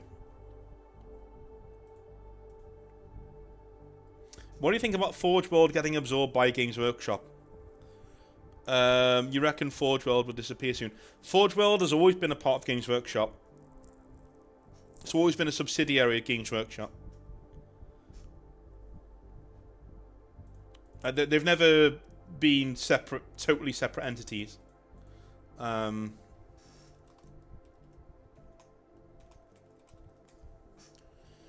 they're literally a division of Games Workshop. So the main divisions of Games Workshop, you have Games Workshop as its entire thing, the entire company.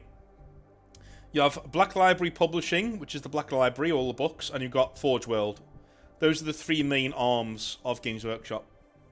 So mainstream Games Workshop, Black Library, and Forge World. So they also make the specialist games too, Forge World.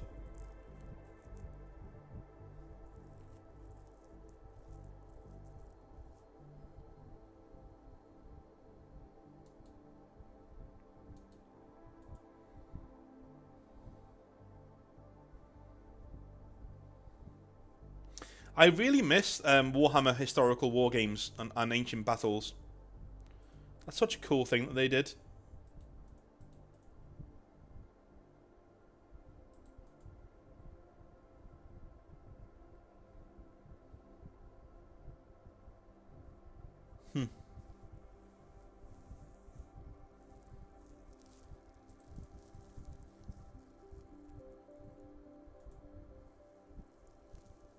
Alright, let me read out some of the ones from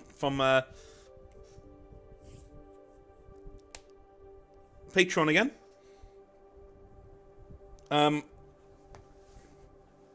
What do you think of Doctor Who and the latest controversies?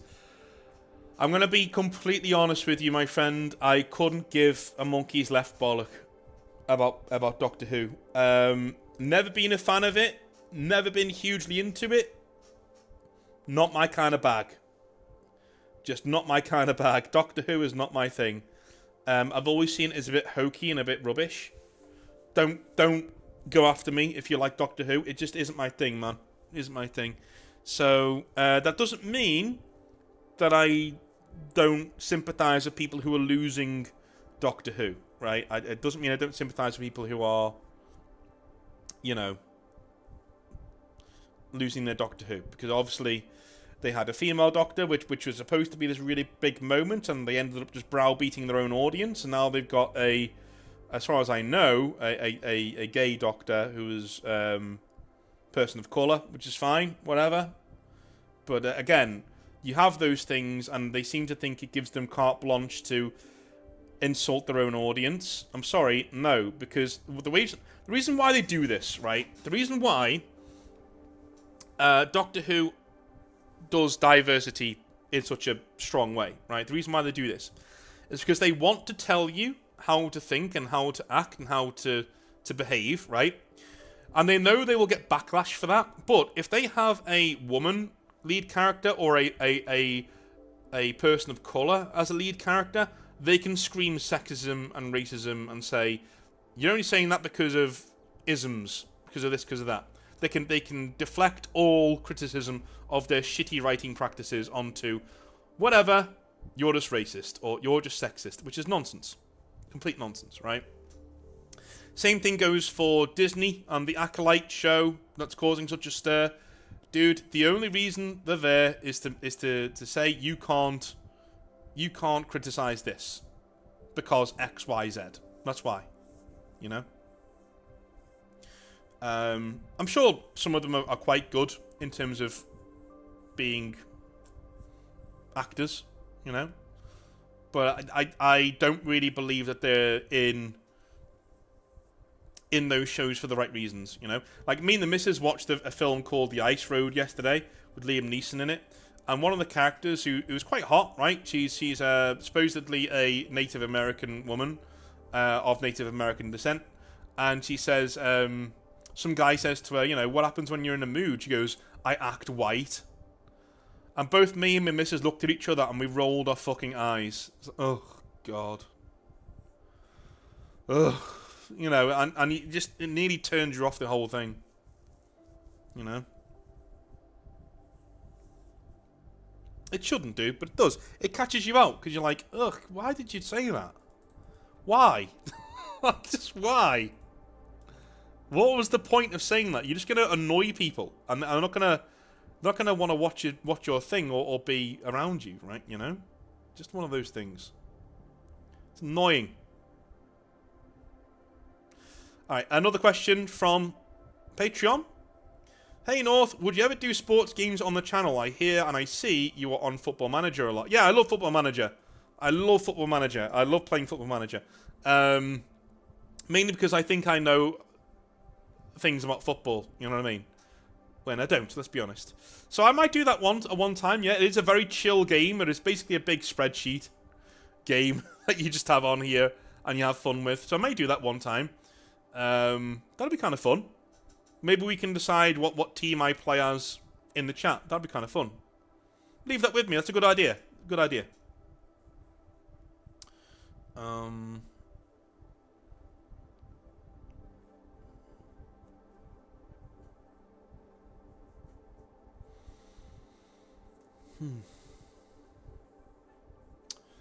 Hey North, would you ever consider going back and working for Games Workshop again? No. I'm going to be honest with you. I'm not a very good worker. Just going to be completely honest. I'm very independent.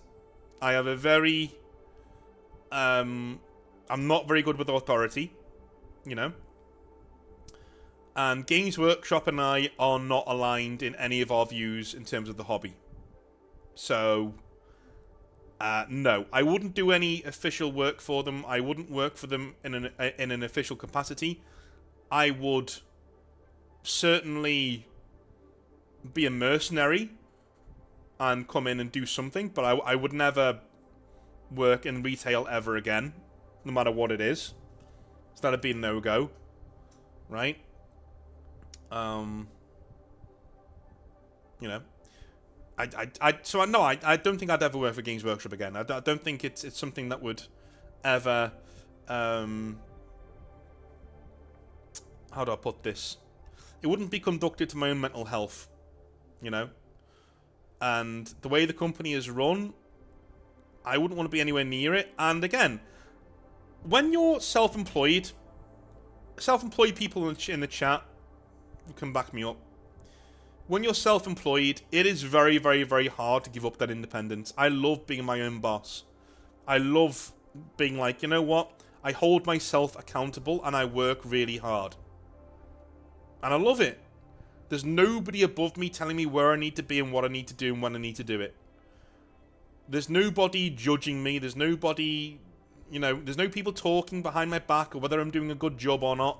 That you get in every office in the world, right? There's no water cooler talk. It's just me working my ass off, and I really enjoy it. I'm responsible to nobody but me and my family, and that's how I want it.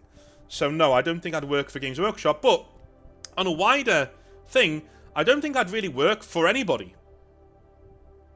I don't. Again, I'd be a mercenary. I'd come in and do some work for you if it's a one-off thing. Like if you're a client and you want me to educate your children, or you're somebody who wants me to give us several seminars, or you want me to give a class, or you want me to... I'll do that, no problem. And I do that. You know, it's part of my job. But whether I would work for a company again, no, I don't think I would. And I think we're kind of getting away from that, in all honesty with you. I think a lot of people are... One of the really cool things about the post-pandemic world is that if you've got a talent, and it's a you know,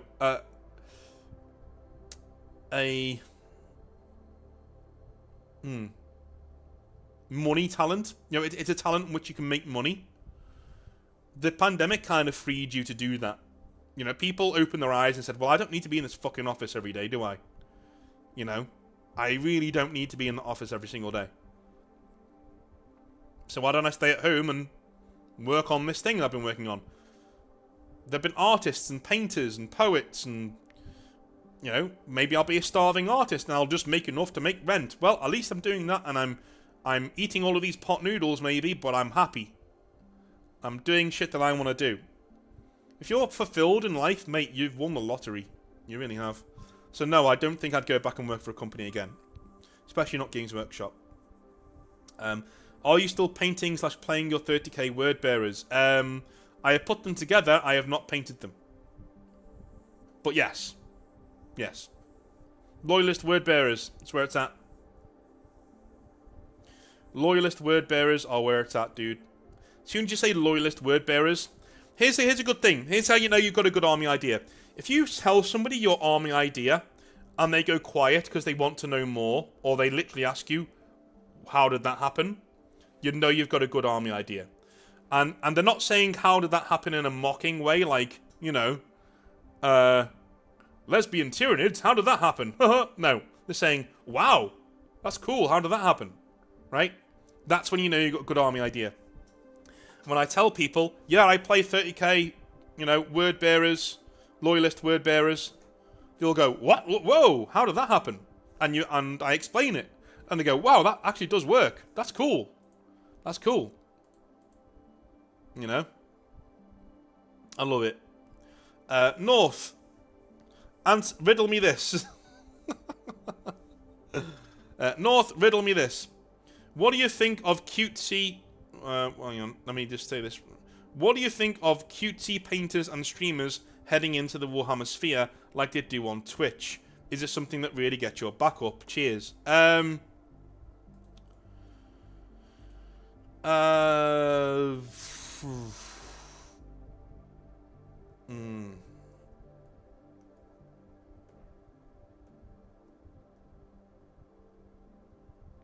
do I put it? No, it doesn't really bother me that much. No. No. Because at the end of the day, it's just some good-looking woman with a paintbrush. You know, they're not doing me any harm at the end of the day. We all like seeing a pair of tits. I mean, what's wrong with that? Are they doing harm to people? I don't think so. Right? If you see like a good-looking woman, like just painting a model, that's fine. You know? Thirst magneting, that's fine. You know, as long as you realise that's what it is. You know? There have always been simps, and there have always been women, and there's always been men willing to pay for them. Right? Way back through history. And all we're having in terms of today is women don't need to sleep with you to make the same money. You know what I mean? They can just paint Warhammer. But that's fine. That's their hustle, man. They can go and do it. Yeah, exactly. Yeah, you don't have to watch them if you don't want to. Just ignore them. Just don't watch them. It's fine. You know? That's what I do. Just ignore them. Don't get me wrong. There have been a few times where I've been like, oh, for God's sake. Do you know what I mean? When I'm scrolling through and I'm like, oh, for God's sake. Another one. You know, put your tits away. Just show me the model you're painting. Like that, yeah. Fair enough. But, you know, it doesn't bother me. You live your life. You do what you want to do. Earn your money. You know. I'd much rather my daughter earned money by painting models and being pretty than being on OnlyFans. Do you know what I mean? Like, there's a huge difference there. Huge difference. So yeah, it doesn't bother me that much. Hey North, love your stuff and the glimpses we've gotten into the Void Talons. What kind of format do you think works best when it comes to writing for a custom Space Marine chapter? Make sure you're writing it from an in-lore perspective. Don't write it from a top-down perspective, as in, Kyle, you are now writing the lore. Make sure every single codex that is good in 40k is written from the perspective that it's somebody in the lore writing about that Space Marine chapter. Like, a few weeks ago, we had... a rogue trader house on the channel, and they literally wrote it as an inquisitorial report on this rogue trader house.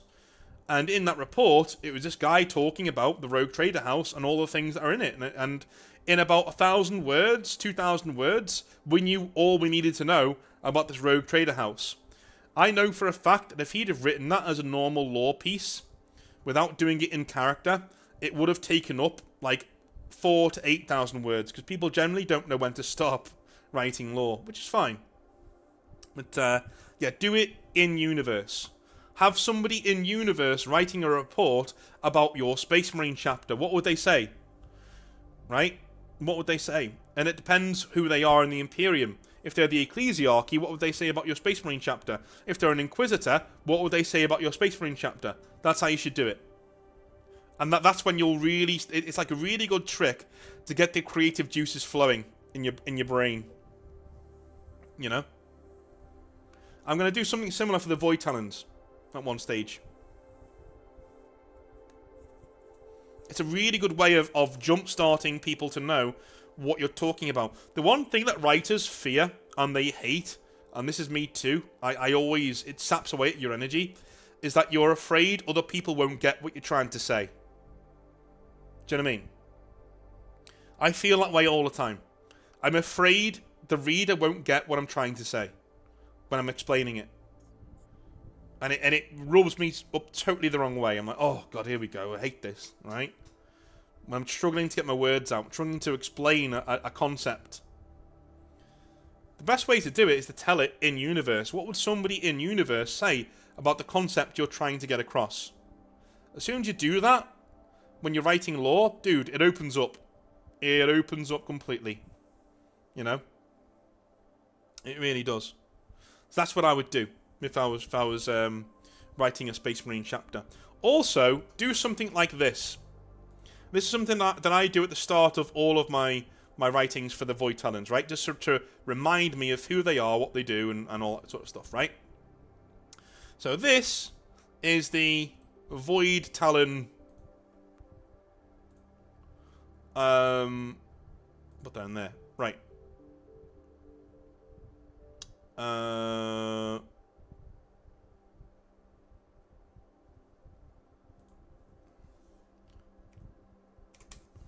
Okay, I can't. Okay, I'm gonna have to cut this down a little bit so you can see.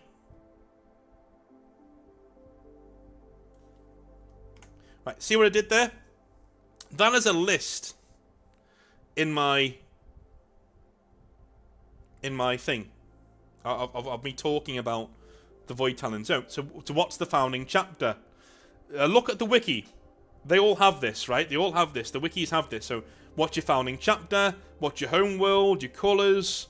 What's your speciality? Doctrines? You know, and you list them all there at the start of your lore. Very, very, very important that you do that, because then somebody at a glance can know what your chapter is and what it does, and then you expand into the reports about them from other people within your setting. You know?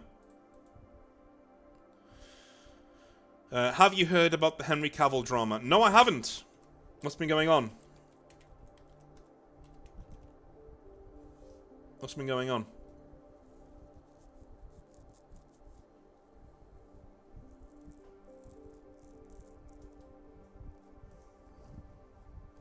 What's been going on?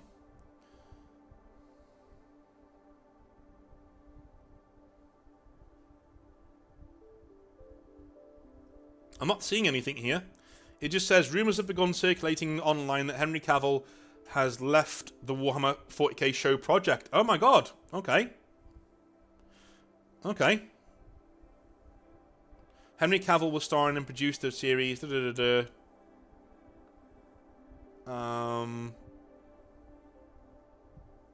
Okay.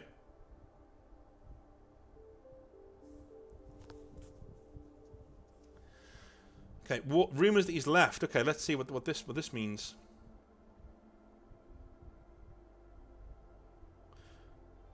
Okay, the whispers have been swirling around that our beloved geek icon might be stepping away from the project. Oh dear. Nothing is confirmed, and creators online like Valrak have been saying that these are simply rumors. Some comments have even hinted that the larger entertainment sites have made this up to ensure a constant flow of clicks from the tabletop niche. Either way, Henry Cavill isn't just another Hollywood star, he's one of us. He's a self-proclaimed Warhammer 40k superfan, often sharing his painting and gaming sessions on social media. When Amazon announced he would be involved in a Warhammer 40k show, it felt like a perfect blend of star power and genuine passion. Yeah. Yeah. Okay. Okay.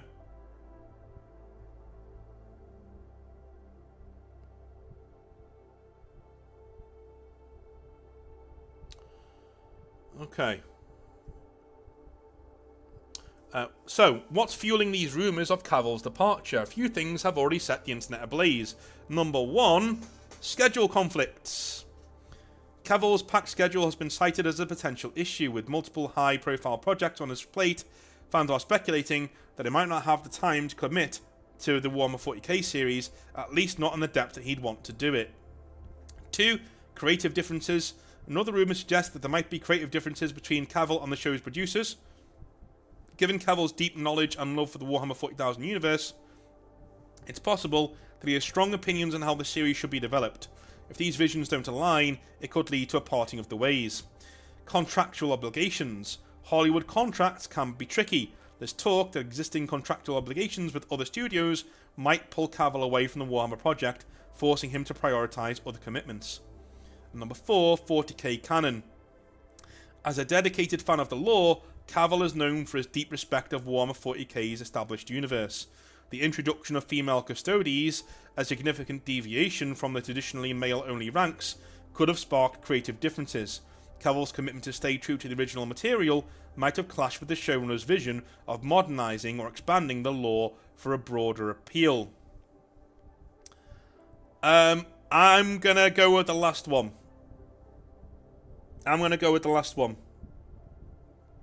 If I'm honest. I'm going to go with the 40k canon one. Because not only did they go after Custodes, right? They went after Henry Cavill's army. Right? That's his army. He loves Custodes. He plays Custodes. So, that had to be a massive kick in the nuts to him. You know? To be championing this IP, to be championing this huge thing that Amazon are doing for us, for Warhammer fans, for everybody here. He's championing it. He's doing it. You know? And then to have the company say, yeah, by the way, let's take the piss out of your army, because, like, you know, there was no reason to do it. You know? There was no reason to do it. So if there was a reason, I would say all 4 of those reasons are valid if he is stepping away. But I'd say that last one was probably the most... Because we've seen what he's done with The Witcher, right? When he was in The Witcher, and they were doing things that weren't aligning with the text, when they were doing things that weren't aligning with the lore of the Northern Realms,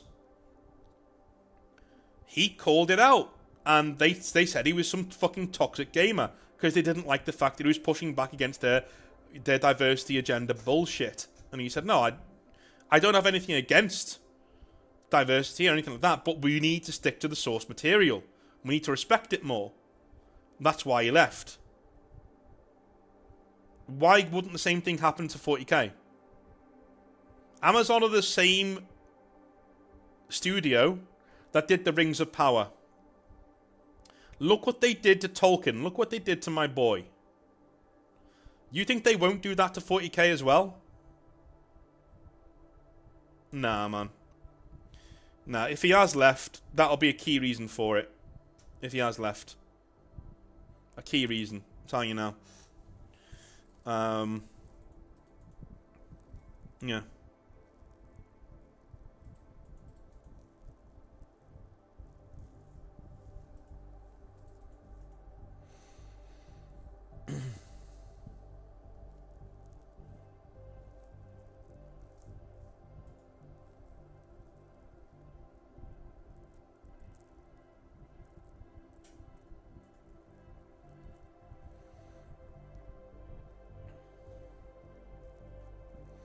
Okay, one of the last ones I'm going to read. Hey North, what is your worst part about being on YouTube?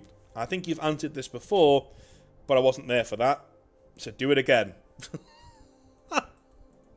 Cheeky bastard. Alright, worst thing.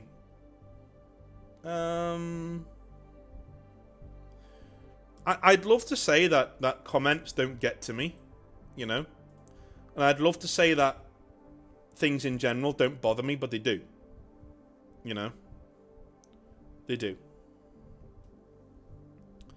It only takes one or two really bad comments for it to, like, not ruin my day, but it takes me a good hour to, like, work through other things to get it out of my system. You know? And it's not nice. It isn't nice. You know? Only the other day, like, somebody said to me, what did they say to me? They said, oh, I'm unsubscribing, right? They took time out to put this on one of my videos, by the way. This person took time out. They came in and said, I'm unsubscribing, unsubbed, full stop. All your content's the same, right? You're reusing thumbnails. You're doing this. You're doing that. And I was like, I didn't respond to it, but I just thought to myself, this person really doesn't watch my videos, does he? Because, like, I do 40k rants about different things, and every hobby nightmare is different, right? Because they can't be the same. They're from different people. And the reusing of thumbnails, yeah, I do that because somebody spent a lot of time on those thumbnails, and I try not to do them too close together, right? So if I use one thumbnail, it won't be reused again for another couple of months. Do you know what I mean? Just so you know. But somebody spent a lot of time on those thumbnails, so I want to honor that work and put it up there. You know. I've made some myself that I'll be using pretty soon, which are pretty cool. But yeah. So sometimes, like, every now and again, there will be a comment that gets through that I go, ugh, that's horrible. You know, I don't want to... That... You know, and especially if you're having a bad day, you know, you can really, really, really get, how do I put it, run down by it. It's not nice. It's not great. Anyway, I'm going to leave it there. I love you a long time, and I will speak to you very, very, very soon. This has been our lovely Sunday stream, as per usual. So I will speak to you very soon, guys. Have a wonderful evening, and I'll be back tomorrow with some more Hobby Nightmares, and I'll be back in the week with another stream where we will be doing some Cities Skylines. So I'll see you then. Have a good one. Bye now.